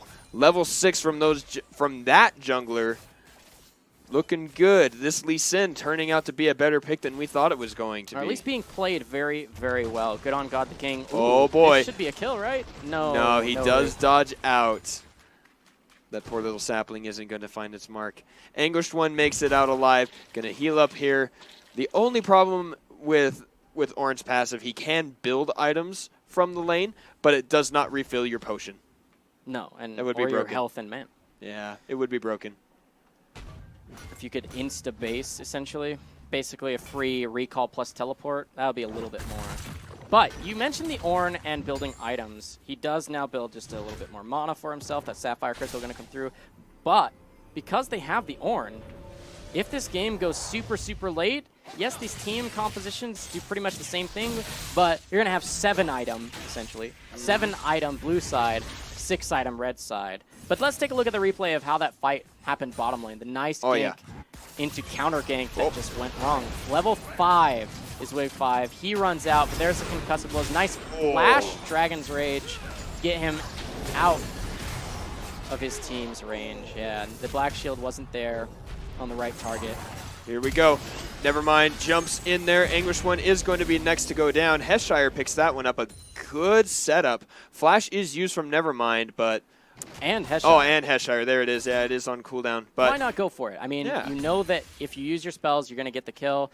I didn't get to watch, like, from forever them setting that up to know if they had to, but ultimate available won't be there. Holy damage burst. That's what Lee Sin can do. It's the combo with the execute and the Dragon's Rage can help you execute if you don't want them to use anything. It's a form of crowd control. It's a knockback. They can't actually do anything while they're in flight. they did actually buff the damage on that, too. I think at level 3, it's rank 3. Yes, that's what I meant. 600 damage.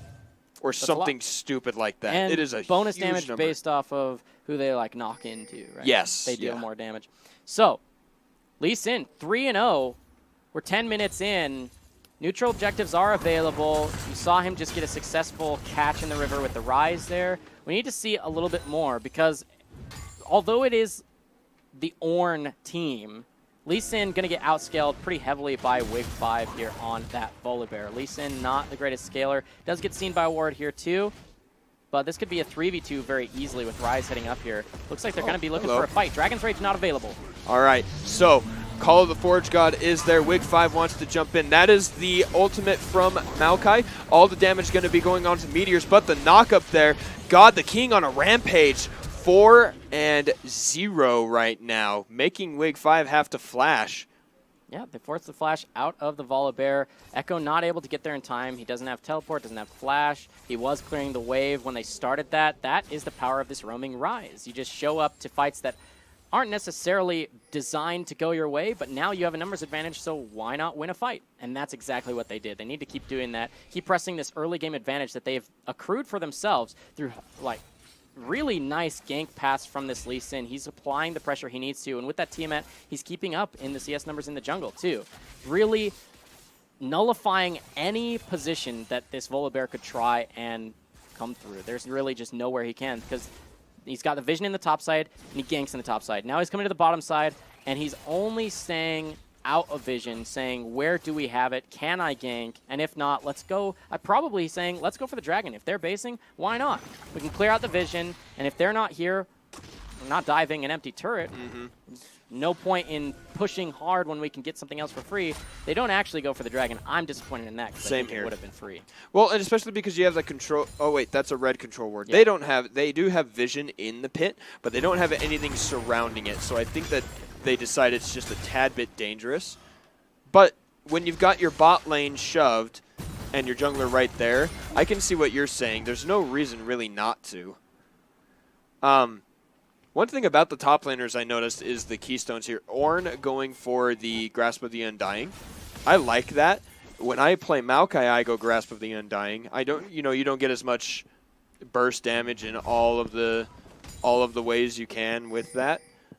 But I like the HP burst from Grasp.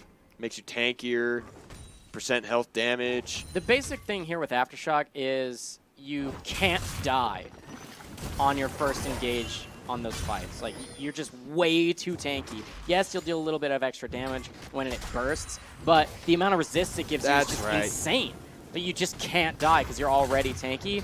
And especially if you're a champion that has like some scalings with armor, something like a Malphite or something like that, then you get a lot of damage from it too, beyond just the burst of it. But basically, it's that Maokai and Volibear, the team's only tanks. They have to be tanky. So even if they fall behind early, they're basically unkillable at the front end of these fights. The fights have to go on for a very long time for these healing, tanky, bonus resist from the Keystone champions. They're going to be in the front line, and they're going to be okay in the front line. This looks to be a good gank, though. Lee Sin was recalling. Teleport comes through from Rise. Rise is going to make it up there. Anguished One and Nevermind are there too. But Heshire gets to heal a whole bunch because of his passive. The ultimate from Nevermind does not pick up the kill. That means he has no more escapes. He jumps forward with the phase dive. Meteors wants to go behind the turret. Heshire is there. They had minions already behind the turret. Heshire is now in a lot of trouble. He's going to throw down the sapling, jump forward with the bramble, or rather, yeah, the what's that?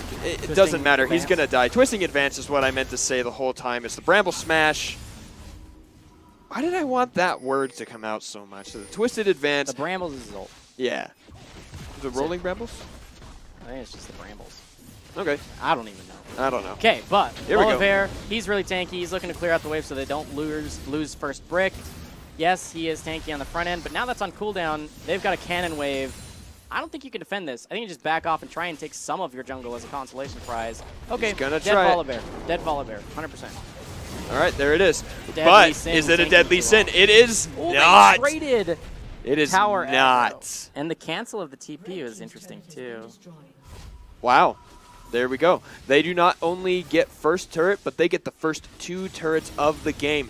Arizona really turning on themselves here after that Game 1 loss.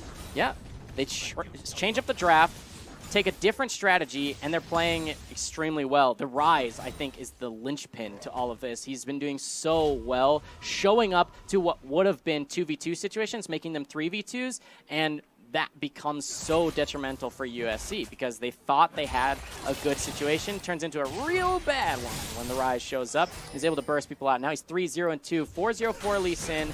Means he's in a good spot too.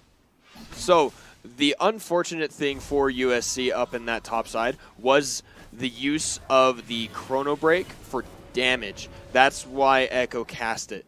And it barely does not kill Anguished One, and then he doesn't have it for the escape when God the King and Meteors show up. So really unfortunate for them, but good stuff from Arizona. They're getting the rotations. Lee Sin is mobile enough that he's getting around the jungle. He's setting up the plays. That was the 4th gank he's done that's been pretty effective. 4th or 5th? Or more. I mean, he seems to have been everywhere. He's level 10, full level up over the Volibear, who's trying to soak some EXP in mid. That opens up the Dragon. Their vision control is there. That's going to be the first neutral objective going in favor of Arizona. They're 8-1. They are dominating this.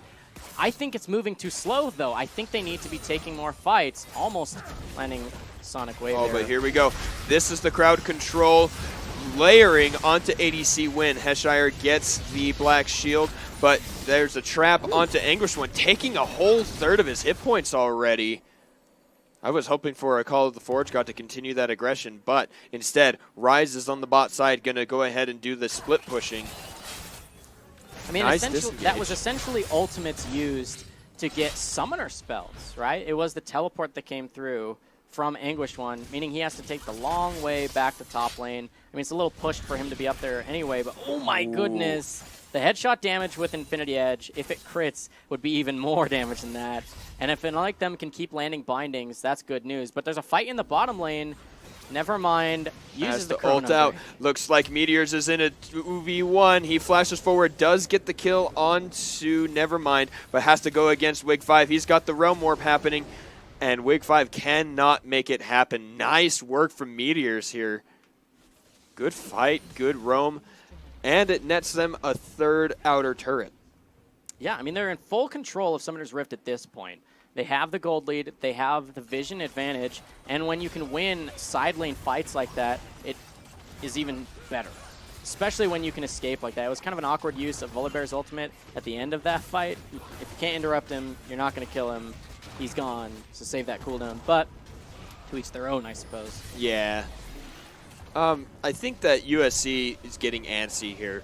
They had a great win in game number one, and now they had a decent draft. They just needed to wait a little bit. They got the winning lane on the bot, but then it stopped working. Like you said, this linchpin Rise getting good roam solo kills and Lee Sin being everywhere. I think it's just taken them a little aback, and so now they're not quite in the mode to turn on like they were last game. And I think I disagree with Jimmy Russling's itemization here. We talked already about it. The BF sword with a Zeal item, I think, scales a little better. You need to be ahead to make the Infinity Edge work as a first item, and they are definitely not ahead. The hope is with Infinity Edge that you have a trap line already set up, and if you're defending sieges, then it's a little bit better, because if your headshot on a trap crits, that is so much better than just, you know, it crits minus the multiplier. Ooh, jeez. That's just a dead bear. Good setup. Bad news bear. But like I was saying about the Infinity Edge, you want the crit, and you want the bonus crit, the multiplier on it, if you can have a nice trap line set up. Now with the Zeal, not as much of a problem. He got out. Essentially, he gets away with building like that. So not much to talk about anymore, but this trap line has to already be there before the minions get there. Otherwise, you're in big trouble. And that's a weird trap line, because now you're in big trouble. There we go. Meteor somehow dodges out the Dark Binding, and the kill there onto Morgana is huge. Jimmy Rustling gets flashed on. ADC Win wants to get the concussive blows. Heshire goes in and blocks. ADC Win still manages to pick it up because of the red buff, and now Heshire is the last one underneath the turret. Wig 5 going to jump in there with the Rolling Thunder.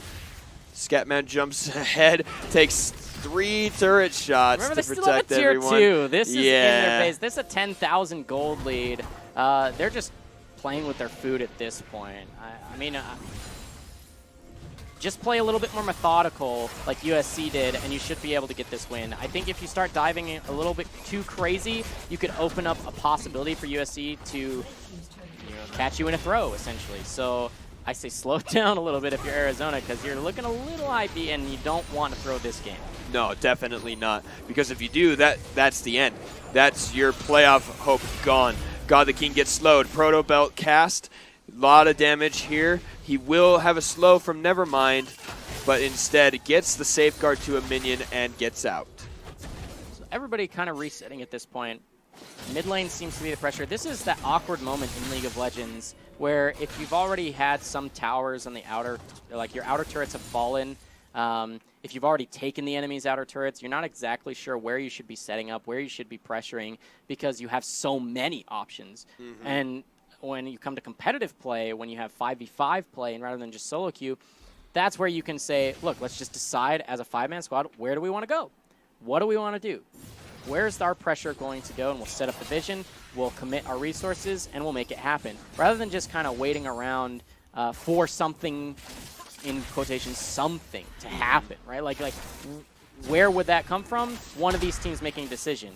If they keep waiting to make a decision, it becomes more of a 50-50. The late game team fights that could go either way and just are up to who gets caught out when. Speaking of caught out, no, not going to be that much. Just going for the... Oh, here we go. Is someone caught out here? No, the root is there. Rift Herald is summoned on the bot side with 2. Echo, probably not going to be enough to stop that. Takes a chunk.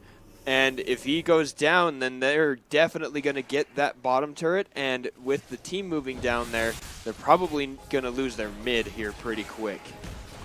Yeah, I mean, there's only a couple hundred health left on that inhibitor turret. They're looking to catch the 2 members who are split. But speaking of not split, here's Rise. God the King gets thrown back, but Rise jumps in. Meteors with a great Realm Warp. There's a redemption in, but it cannot save Wake 5. Anguish 1 picks that one up. There's God the King and Meteors setting up yet another kill. Flash forward from Meteors. Jimmy Rustling now the target. He's going to be dodging and having those fancy feet. Meteors is low. There's the ultimate. He pops the Seraph's Embrace shield. Everyone else is going in to fight onto Heshire. ADC win on a Rampage. Jimmy Rustling now gets hit with the Winter's Bite for the first hit of concussive blows. And Arizona win the fight and take the inhibitor in the middle. But these look so ugly for Arizona. They're barely alive and barely doing okay in this. Flashing over walls into the enemy base when you can just slowly and methodically take the siege. I don't like it. I think they can easily get punished for it. I mean, if Nevermind had mana there at the end of that fight, if Jimmy Rustling was a little bit healthier, they all die. They all die, and they throw a 10k gold lead. Now 13,000 gold lead. Let's take a look at that fight and how it went. It's scrappy to begin with, and scrappy as it ends. You can see, think you're getting caught out, but then Scatman and Meteors have come over with the Realm Warp. Then you're just fighting, and your AD carry is split from you. Zaya's on the left side of your screen, just completely separated from the fight, and has to kind of 1v1 the top laner, who's super, super tanky. All the while, now the jungler's dead, losing out on your support, and now it's a 3v5. But now you're just flashing over the wall like crazy people. I just don't like this. Jimmy Rustling with the nice fancy feet means he doesn't die to Meteors flashing over the wall. If he landed any more spells, it would have been a dead AD carry Caitlyn. But look, Nevermind doesn't have mana, so he can't really go back in. Chrono Break was a few seconds away too, but you can just imagine any other champion, any other more health or something, that would have been free. That was free right there. Unlike them and Jimmy Rustling just completely caught out. Yeah. Game 3, here we come. Here we come. This has been a weird game, Juhad. It really has. Arizona smashed the early game, did really well, and then just awkwardly win now as they keep just like Leroy Jenkins into the enemy base. Is that a verb now? It is now. All right, Leroy Jenkinsing is indeed a verb, and here they do it. Oh, here they go. They're going to get the Realm Warp into the fountain, and Meteors manages to stay alive with Seraph's Embrace. Memeing a little bit there. Well, it's a little crazy. All right, congratulations, Arizona. Yeah. I mean, they got the lead for themselves, so they played pretty well in the early game. Nice jungling from God the King on this Lee Sin pick. I want to see it again if he can do it like that, right? That was pretty good. It did look really good, I think, and it did exactly what we were talking about. He went to the bot lane. He forced a flash. He stayed on the bot lane, had that red buff, made sure and got the kill. That was what started the snowball, and it looked amazing. Yeah. I think one of the bigger problems, too, for USC was compositionally missing damage. 0-4 Echo, not going to contribute to team fights. I already mentioned in Champion Select and Loading Screen that Echo just does not team fight anywhere near. If he team fights at all, leaving it there like that thought, because not really. And if he team fights at all, it's nowhere near the level of pressure that Arise can put out. So I just don't like that pick. It didn't work for them. Basically just useless and can't contribute to the team fights. So switch up the draft. Game 3. This is win it or go home, essentially, for the post-game dream of either of these teams. It's already looking even more dire for USC having lost a game now. Yeah, and just like you said, win or go home, because you need to have at least the 2 wins to move on into the playoff bracket. Yep. 3 out of 5. 3 out of 5 in your group. So you've got to win this game, no matter who you are. Yeah, so we're going to take a quick break before we get into Game 3, just short. In a moment, it's got to be a close game. Oh, for sure. It better be, because that was a disappointing game in my mind, because Game 1 looked so good, so close, back and forth, nice, clean macro play from USC, excuse me, and then ASU just win. Not ASU, Arizona. Oh, excuse me. University of Arizona just kind of won with Lee Sin getting snowbally and then just taking whatever fights whenever, but not really that good. I guess we're not going to take a break. We're just going to get everybody into Champion Select in just a moment. Everybody's getting into the lobby really quick. Let's talk about it, because I was disappointed to see kind of Clown Fiesta-y engage whenever from Arizona when they get such a massive lead, when for USC, they accrued a lead over time and played cleanly to their strengths, avoiding their weaknesses. And if they can do that and not fall behind 10K in 20 minutes, I think the edge is there for USC. Arizona, yes, they smashed this second game, but they were on the head of a pin for forever with the way they were playing. I don't understand it. Neither do I. I don't think there was method to the madness, but there was success that came out of it. They didn't lose a single turret. They didn't lose a single lane. They got really effective ganks from that Lee Sin. Even without the tracker's knife, the ability to have those wards jumping around. Yeah. But I agree with you. I think they need to clean up a lot of their play, because if USC does play like they did the first game, there's no way that happens. Yeah. So in terms of the draft, I want to see more compositionally, team fight composition here for ASU. I keep saying that because they named the lobby wrong. And I keep looking over. No, USC, in Game 1, they had a team fight composition, and they only ever team fought. Mm-hmm. That won them the game very well. In Game 2, both teams drafted quasi-team fight compositions, but the Echo pick did nothing. Yeah, correct. I don't care if it's a comfort pick. If it absolutely contributes 0 to your team fight, to your team composition, and you can't play to like a split push because you're behind, it's a useless pick. Recognize that that's a possibility. Don't pick it. Pick something else. Even your third most comfortable, something else. Because that was like, I don't want to say he fed, because it was just like trying to help his team and fighting, and he died when his team died. But in terms of pressure, nil, negative, really. It's just like, come at me. I'm a gravitational well for you to pull your gold into and just smash through mid lane. That's what it felt like, the Echo pick. Yes, everybody kind of lost lane, didn't really do that well. Bottom lane was going okay because Caitlyn Morgana, but change that mid lane pick, please. And I liked the thought behind it. It actually reminds me of the Zed pick on Monday, where the only goal for your mid laner was to separate and split push. Yeah, but you can't do it. You cannot do that. The way items and every other pick are, you need to be with your team and fighting. Mm-hmm. That's exactly what they did in game number 1 here today.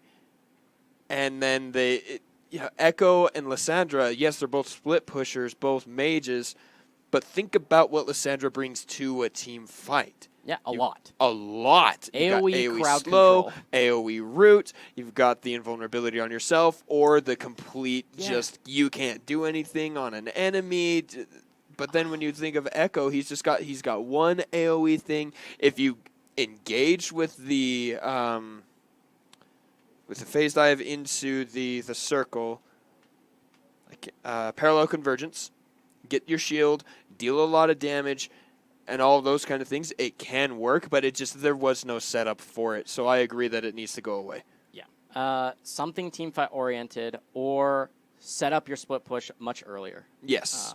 And don't fall behind. You can't afford to fall behind on a split pusher like that. Otherwise, you just get dominated, like we talked about with the Zed game we've seen recently, or even the Vladimir trying to split push when behind against the Lissandra. Lissandra too far ahead.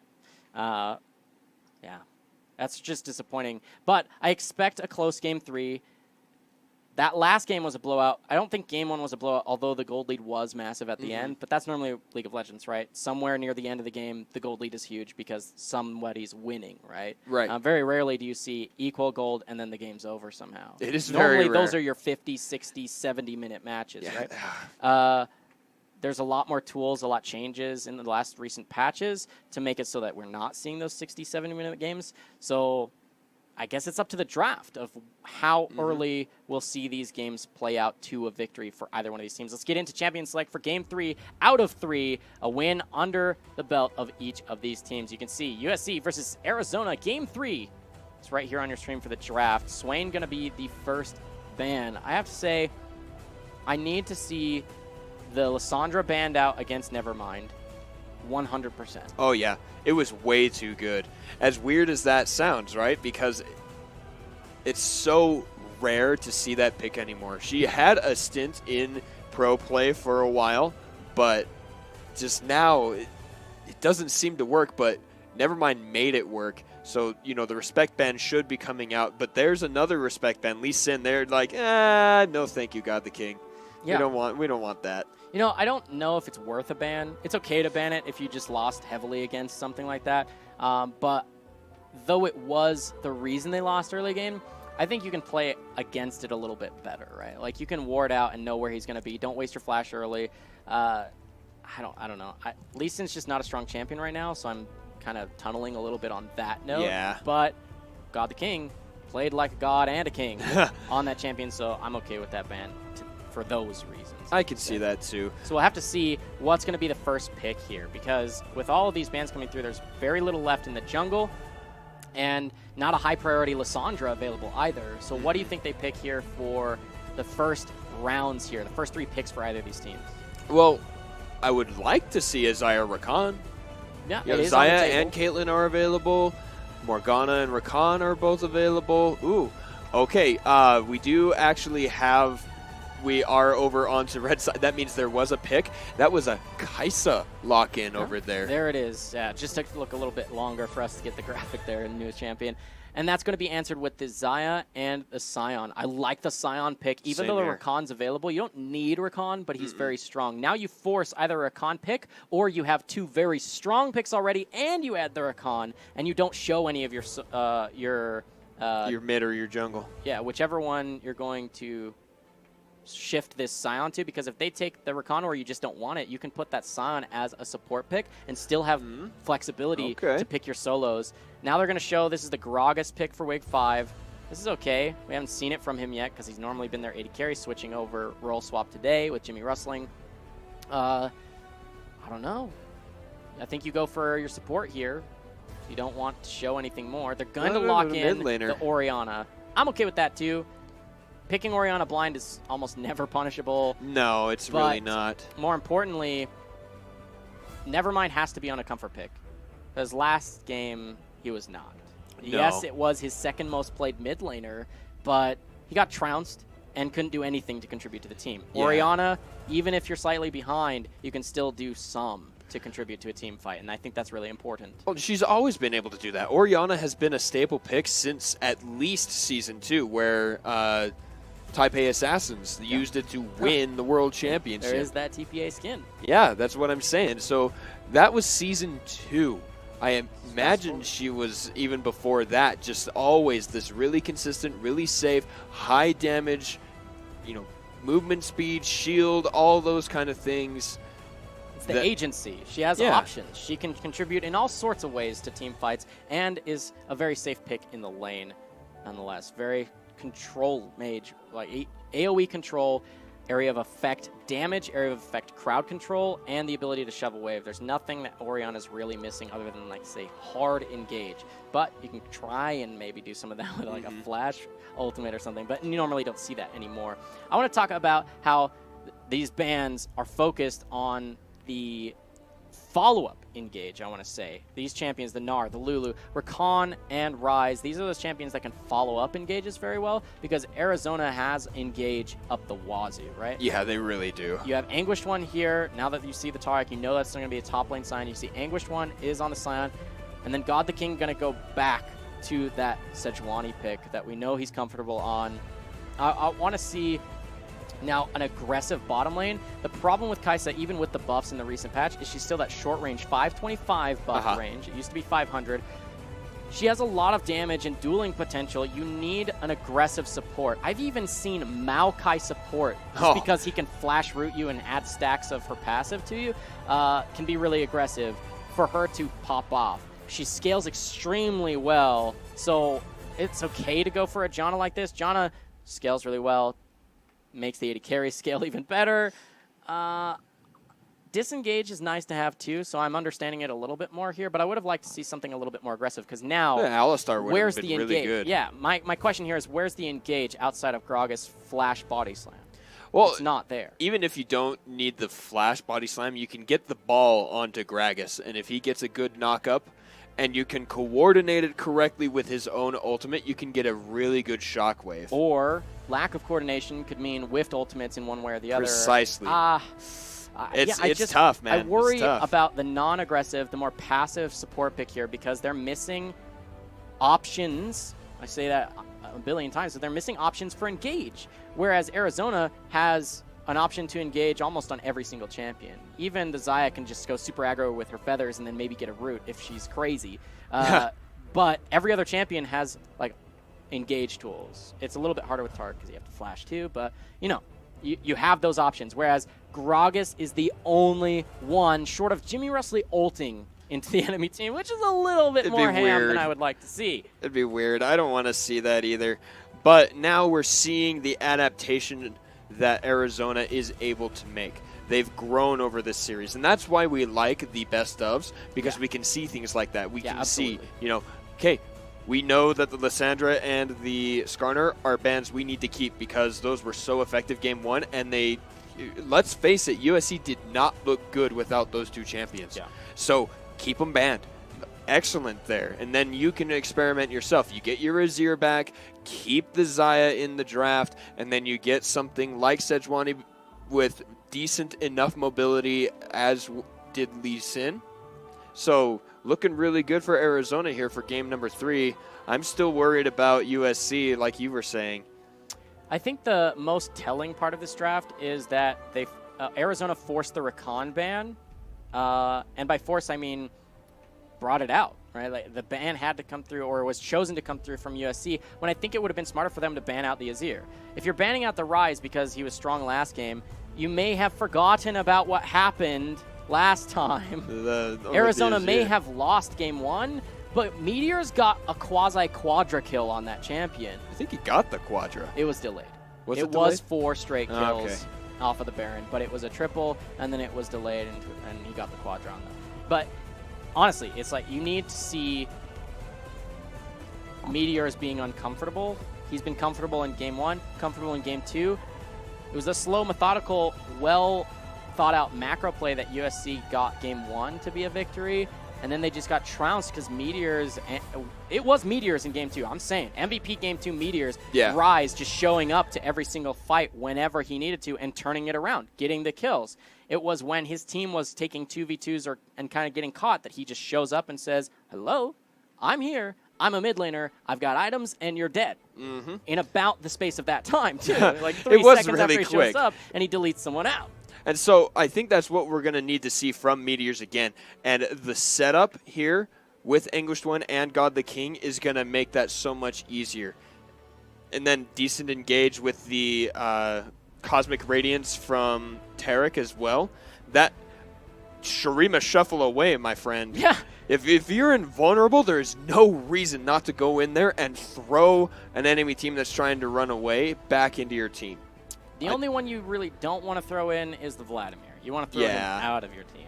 Yeah, but that's fair. Not hard to set that up. If you're the one that's making the play happen, you're not being reactionary, you can make the plays you want to make, especially with that Cosmic Radiance. Invulnerability, there's an option for you. Mm-hmm. Opens up a lot of capability. But yes, this is going to time out the Spectator delay. We'll be loading onto Summoner's Rift shortly here for Game 3 between USC and Arizona. 1 win for each of these teams. Very convincing Game 2 victory for Arizona, though I did have some complaints about the sloppiness and scrappiness of their late game fights, where they just seem to be pressing go haphazardly even, where they might have actually been punished with the throw if the drafts were a little bit different for USC. But now USC back on some comfortable team fighting composition, not with the engage tools I think they need to snowball any early victory, but I know firsthand as a support player how scary it can be playing against the Kaisa. See, I haven't had much interaction with Kaisa yet. So I know that she just got a whole bunch of AP style buffs and her range increased. What does the early game hold for us? Well, it's that for Kaisa, her early game is contingent upon support play, I want to say, where it's up to the Janna to kind of set things up or Arizona to misstep. Other than that, her low range, low engageability of her own isn't going to do enough for her to just like try and win the lane early as a champion. It's just not what she does. It's when you get the few first levels, especially post level 6, where you can threaten dives, you can threaten long range engages or extended fights where then you can follow that up and chase. It's burst damage on low health targets is what you have to look for out of this Kaisa champ. Fleetfoot going to keep her healthy, should do just fine in this lane. Not the Spellbook Taric, it is Guardian Taric. Okay. An interesting choice. Going to have that Ignite spell all game long. I think that's okay, though, because you're going to have an Ignite on someone, I think, to deal with Heshire's healing, who does have Unsealed Spellbook. Going to change to Teleport at some point for sure. Just a quiet level 1. Again, this is Game 3 between University of Southern California and University of Arizona on Summoner's Rift. Man, I mean, everything is on the line for these two teams. Yeah, it is. We've talked about playoffs implications already. Both of these teams 0-2, but a win here and then a win against their rival next week will put them in playoff contention. I really think that's a word. I keep trying to use it. Contention. That's the one. There it is. I knew there was a word that started and sounded like it belonged there. Thank you, Superman. You are a Superman. Thank you. Yeah. So here we go. This is just the quiet farming of mid lane, but Meteors, this champion is a very strong duelist early. Nice damage. Dodging out there from command attack. He's just going to win that fight pretty well with the extra ranged advantage with the Sand Soldiers. First minion that dies hits level 2 for solo lanes. So now when he gets it, you should see him looking to use even the Presence of Mind. That's there we go. Additional damage. And that's going to be first consumable used by Orianna. Bottom lane, though, looks to be a similar story. The push-in for the Xayah and the Taric. Going to have full wave control, shoving in a bonus set of minions, it seems, into that turret. A lot Jimmy of that wrestling is just short range, right? On that Kaisa, you can't really step forward. Yeah, the short range and also the fact that there's no relic shield on the Janna. Like, that's another really nice way to shove if you get one of those melee supports like Taric, like Tom Kench, like Braum. You can just shove because you execute minions at a certain HP threshold. You don't need to last hit them. There's a fight in the river, though, between the two junglers. You can see really low health bars. That's going to be a little bit of burst from God the King. He has to back up, though. Nice shield on the wave 5, but that was his gap close. God the King going to get out with 200 health. That was a little bit of a skirmish, though. Looked pretty close from both of them. But never mind the first one to show up to that fight, despite being the one kind of behind in mid lane. Ooh, missing the cannon. I like that you mentioned bottom lane, though, and the ability to push and how these supports have to interact with this lane. For me, I'm noticing first and foremost about this bottom lane that the Janna is not playing aggressively. She's got the full stacks on her support item, not gold generation if you're not landing. There's some, right? It's the 2 per 10, but that's basically nothing comparatively to a relic shield. Oh, as Taric steps away and look for the fight. Oh, but the double dazzle there, unlike them, does get the exhaust down. No shield on Jimmy Wrestling. He is so low right now. That dazzle dazzled me for sure. Yeah, it was the nice dazzle that was comboed. It was a combo from the root, right? The feathers were pulled back through, get the root onto Jimmy Wrestling. He can't dodge out there, and then he has to blow his flash, and the exhaust was used as well. There is a heal for Jimmy Wrestling still, but it was outrageous. Outrageous. And Jimmy Wrestling, with that short range, we saw him do decent with the Sivir, but now this might have to be exactly like game 1, where they just give up the bottom lane, within reason, and wait for the later game and just secede things for the sake of the war. This is one of my favorite matchups to play as Janna. I'm a dirty Janna mate myself. Okay. But this is one of my favorite matchups to play in terms of the supports at the very least, because you can bait the Taric into whatever you want. You have the range versus melee advantage, and you have a slow and a knock-up to stop him landing the stun onto whoever he wants. So what I need to see this Janna doing is playing more aggressively onto Scatman.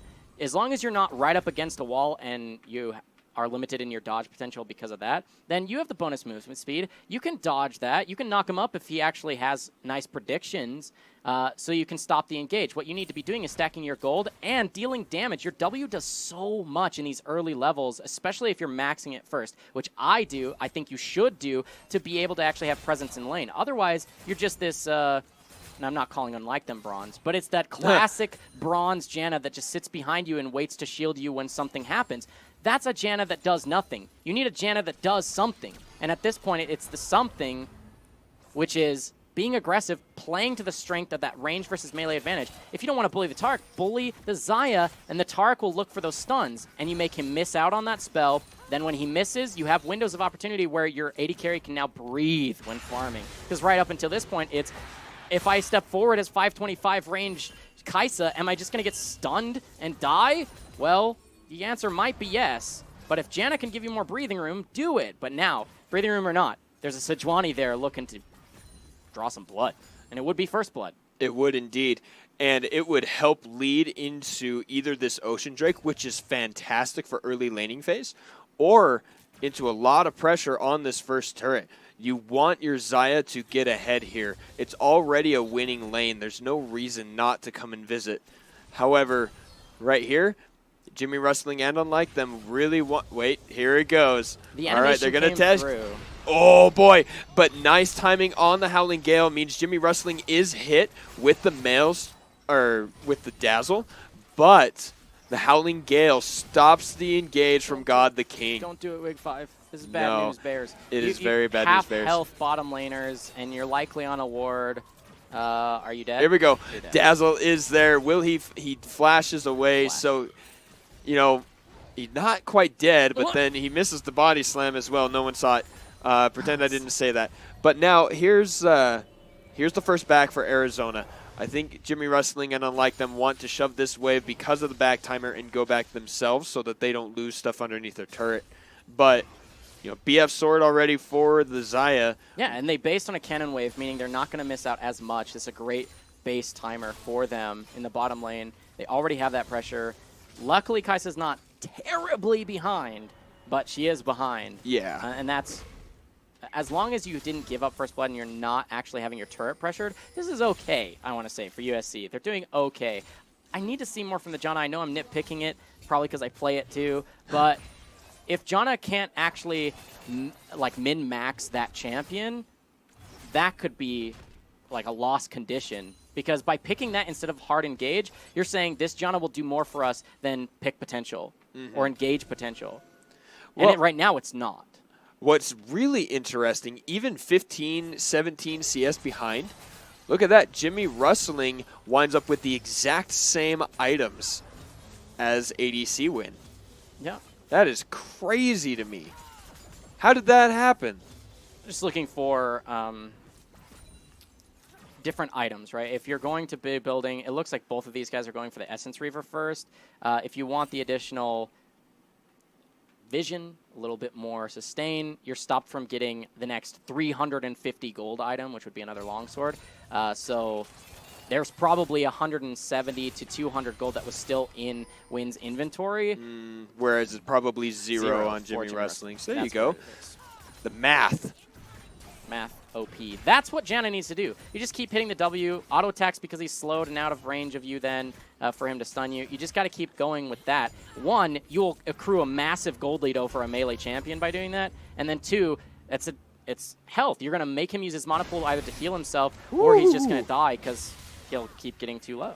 Here we go. Flash forward for the Emperor's Divide. He is totally not stuck there anymore. Meteors is going to be hit by Heshire. Wig 5 does go down for first blood, but Nevermind makes his way up there. That is a great shockwave into Command Dissonance. Anguished One wants to get over the Blast Cone. Heshire, though, manages to pick up the kill onto God the King. A 2-for-1 for USC. Ooh, that was pretty good there. Heshire playing super aggressive when they wanted to aggress even further. Yes, double buff transfer complete, right? That was the kill. God the King and Meteors flash aggressively to get that kill onto Wig 5, but then they're just sitting there in AoE. Vladimir, level 7, has his Crimson Rush available on top of that ultimate, and he was just able to AoE them down, and then he flashes aggressively, and nice crit, quote-unquote, on his Q that with that full resource bar stacked, and he's able to delete out God the King. And now he has full control of that top lane.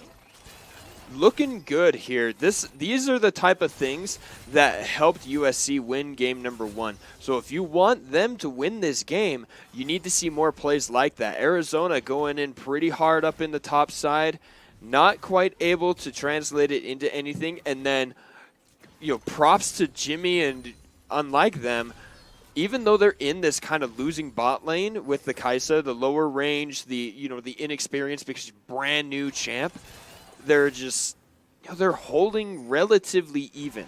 Not exactly even because we are down 20 CS on their side, but they didn't lose their turret because of that jump up there where they had 3 people. They didn't, die. They didn't lose summoner spells. It was all really even. So congrats there. A nice silver lining win for USC as we can jump into a pause. It will be the pause. Looks like the Dragon's going to be the next objective for Arizona. Even though the fight was kind of scrappy there in top lane, all of these champions contribute a lot to team fights. The Vladimir especially should be really strong if they want to go for this. Now, Vlad used Ignite. He does have Unsealed, but he hasn't swapped over to Teleport, and it's definitely not off cooldown. The pause is already over, so we'll get right back in. But it's just that if there's a fight over this Dragon, I think Arizona has full control of it. They have the extra summoner spells. They have pressure in the bottom lane. But as soon as ADC Win can actually find a good base timer again, which should be after this Drake, he'll be able to complete that first item and should be set to carry the mid game now that's developing in this third game between these two teams. Getting root pretty low there. Good thing, like you said, they had the pushing pressure, getting the bot and mid laners there to help take out that Drake. And now, extra sustain. You're already winning in the mid. You're already winning on the bot. You can just stay in these lanes, kind of siege it up, push a wave, heal up. Push a wave, heal up. And it's great for Arizona.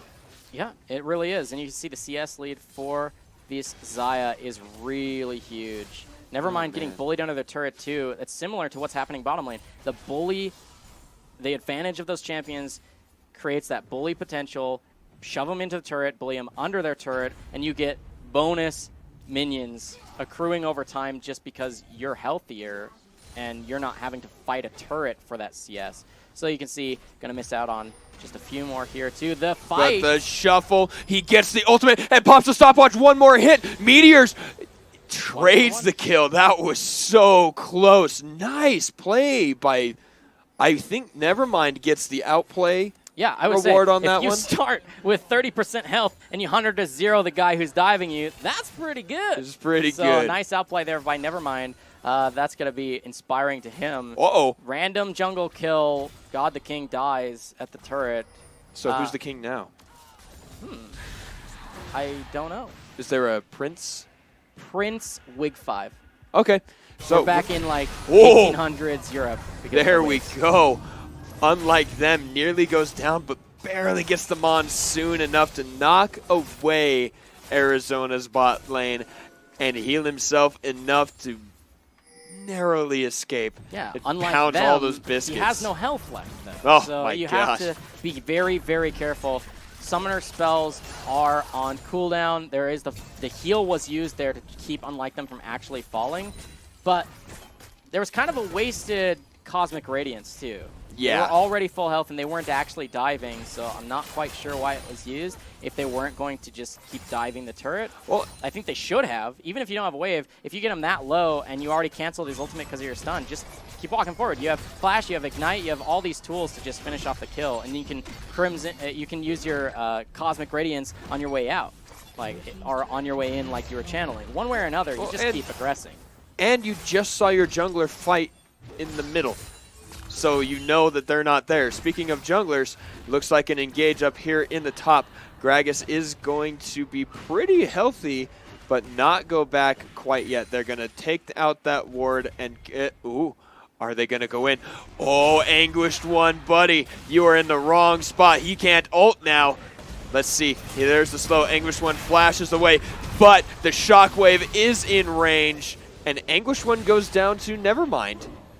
There's a slow. You have to flash a little bit earlier if you're going to flash in that situation. His ult was still on cooldown for the last couple seconds there, so kind of awkward. But that's going to be a turret. This will be the second turret overall. First brick was already bottom lane. You can see that they'll be able to chip this one away.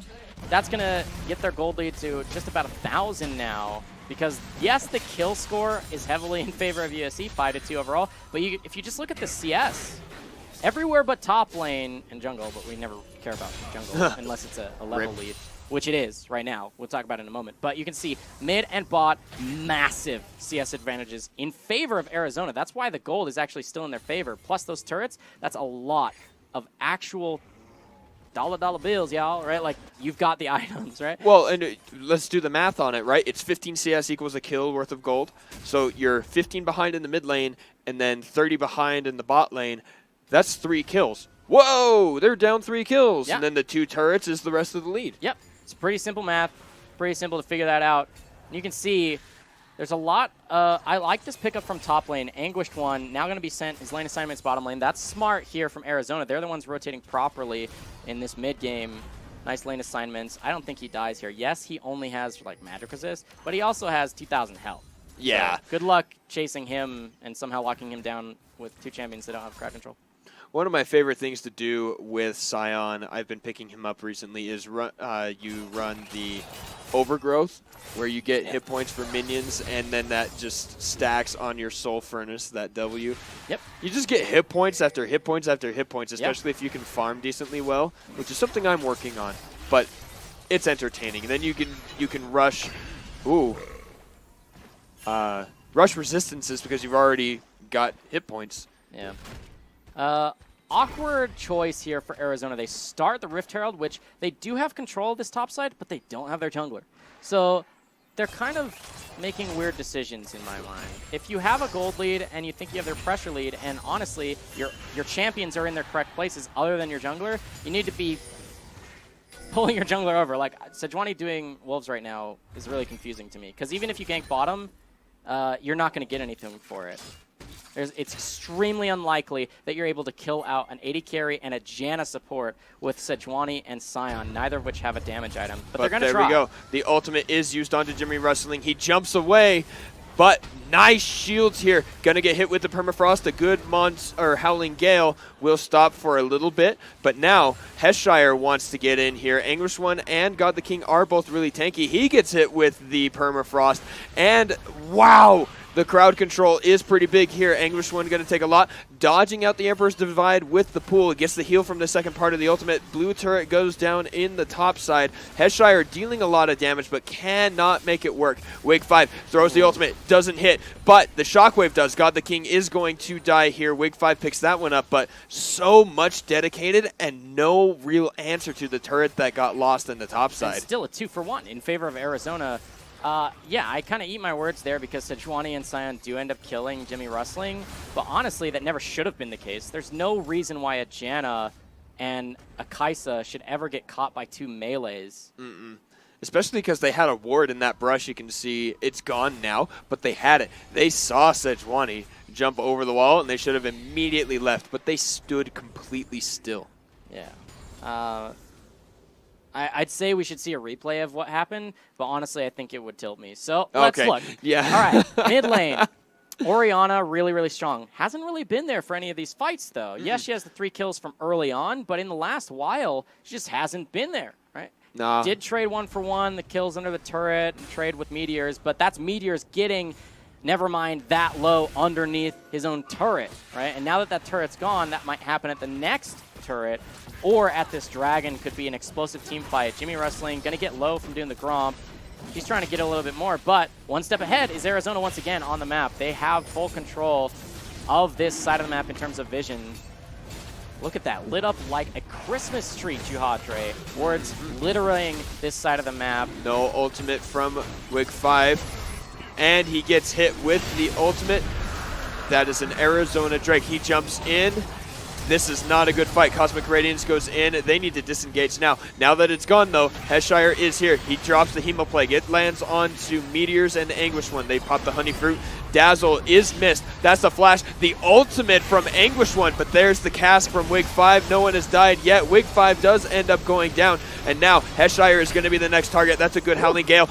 Never mind on a killing spree. Anguish One runs forward. This is getting crazy, Superman. I think these teams are tired. Well, I mean, I can't like blame them. This is crazy. We're here. This is week 7, day 2, and yes, this is the middle of the week, but come on, wake up a little bit when you make these fights. Let's take a look. Oh, I can't like a look at the replay just yet because this could be a fight at the turret. So, Jimmy Wrestling does get a little close. Like we were talking about, he is a much shorter range. Okay. Let's look at the replay. This is super awkward. The dragon will fall, and then Wig 5 is like, yeah, nice shockwave. Let me engage over a wall away from my entire team. What do you do here? There's Cosmic Radiance, and even if there's not Cosmic Radiance, how they just kite back and kill you because you're in the pit. You have to flash out 100% of those times.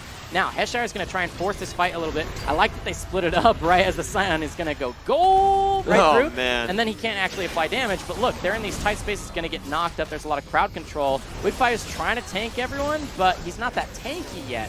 Meteors is on the side. He's getting a nice flank, but never mind, notices. And he's like, hey, none of that. He's going to kill him right here. Just a nice can attack dissonance. That translates over to a kill for him. And then they disengage. It's a 1-for-1 overall. They lost the dragon, but that was so weird for USC to try and force that fight when they're super healthy. Yes, Cosmic Radiance gets used and kind of wasted because the Gragas is being weird, but then why do you force a fight so much if you can't actually get on them? You have to like walk all the way around the pit before you can even start a fight. I don't even want to talk about it anymore. We're back here. The next thing on the map is probably this Baron for either of these teams. That's going to be the Scuttle. Jahadri, talk to me. What does Arizona have to do, or excuse me, what does USC have to do because they're lacking in options for engage, which is not true for Arizona? I think what they need to do is they need to set up the play. They need to have the vision, they need to have the timing and the position to use the fight that they have. Because if you can get a good engage with the Gragas barrel, you know, knocking someone somewhere, or the Howling Gale knockback. Ooh. This is sneaky. This is sneaky because they are doing the entire thing from behind the wall, away from Rift Scuttler vision. Don't blow it, Scion. Don't blow it. They're gonna blow it. Here we go. Gragas. All right, and there it is. That is a free Baron. Nice sneak. It is. It was a very nice sneak. But as I was saying, what they need to do is they need to actually coordinate that engage, because it's all ranged. The Orianna ultimate or the Gragas ultimate, those are the things you need to have land if you're going to start a fight. But I think USC needs to start a fight and start it right and combo everything so that they can win it. Because these little scrappy fights, Orianna, look at that, 4-1, even though Orianna was pushed in the entire game. Yeah, but with that Baron, it may be 7-5 in kills overall. Maybe it's 4-1 Orianna, and she's pretty strong. But the gold lead is 4,000, 4,500, and they're just looking for these picks. Yes, that's a missed ultimate from the Sejuani. Here's something I want to talk about. Wig 5 played so amazing in Game 1. Mm-hmm. In Game 2, not so much. Here in Game 3, they took Gragas early rotation. It was their second pick overall when there were a good number of junglers, not there were plenty of bans, don't get me wrong, but there were a good number of high-tier jungle picks available. Jarvan comes to mind. There are plenty of junglers available, but they went for this early Gragas pick anyway and didn't draft any follow-up or other engaged tools. And right now, how do you actually play this Gragas when you're this far behind and when you have to flash out of a pit because you awkwardly engaged? When your flash is so important as a Gragas, so this is a full-on fight. Yes, it is. Cosmic Radiance is going to go down. Permafrost on the Wig 5. Interruption on the Monsoon. Heshire is all alone now. And Nevermind does get an ultimate, but does not kill anyone. Meteors goes in for the Sarima Shuffle. Is probably going to, no, definitely going to pick up the kill there onto Nevermind. Not quite onto Heshire, and manages to survive. And Arizona pick up that fight. Jump in onto Unlike Them. Flash forward. Kaisa picks up that kill. Jimmy Rustling trying to kite here onto God the King. One more spell ought to do it. Double kill there for Jimmy Rustling. Will he make it another one? Anguish one gets really low. My gosh, this Kaisa looking pretty good. Now there's the Decimating Smash. Flash for the Dazzle. Ignite, but into the pool. Inhibitor down.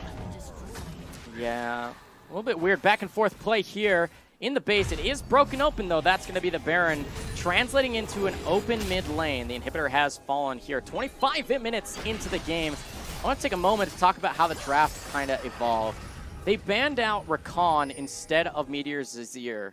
Let's take a look at the replay of this last fight to see how much damage, how much pressure the Azir gives. He's on his back line. He gets Heshire down to 30% before the fight really starts. Then the Cosmic Radiance interrupts the Janna Monsoon with the Scion just running at them. And then look, Meteors is still able to just hit everyone. Yes, there's a nice 3-man shockwave in the entire backline, but then there is the Aegis shielding that just says, you want to keep going? Sure, here's a bit of shielding. The heal for Meteors means he stays healthy, and then he's just able to flash aggressively forward. Like, that's so strong. It reminds you of Game 1 where he was just taking over the game, especially later on. Ban that instead of a Rakan, especially if you're going to pick a Janna. Like, you can deal with Rakan as Janna, can't you? But now we're back on live. This is a fight. Ooh, there is the ultimate. Wig 5 has to flash out again. Teleport? I don't know if I like that one from Heshire, and then it is canceled. My brain hurts, Jihadre. I can tell. My brain hurts too. I'm sorry. I just had deja vu because I saw Wig 5 flash out of a pit after engaging when his whole team was over the wall. Again, within...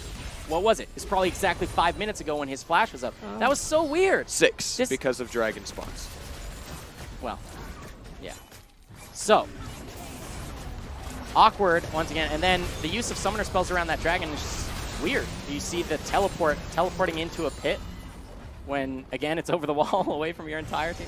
Like, there's some weird communication going on with USC or something. I just don't think they're looking like the same form they had in Game 1 where they just completely seemed to win the game so hard. ADC Win manages to dodge out the shockwave, and then the Cosmic Radiance comes in. Anguish One knows exactly where to land those ultimates to interrupt everything. God the King is going pretty low. Anguish One now taking turret damage.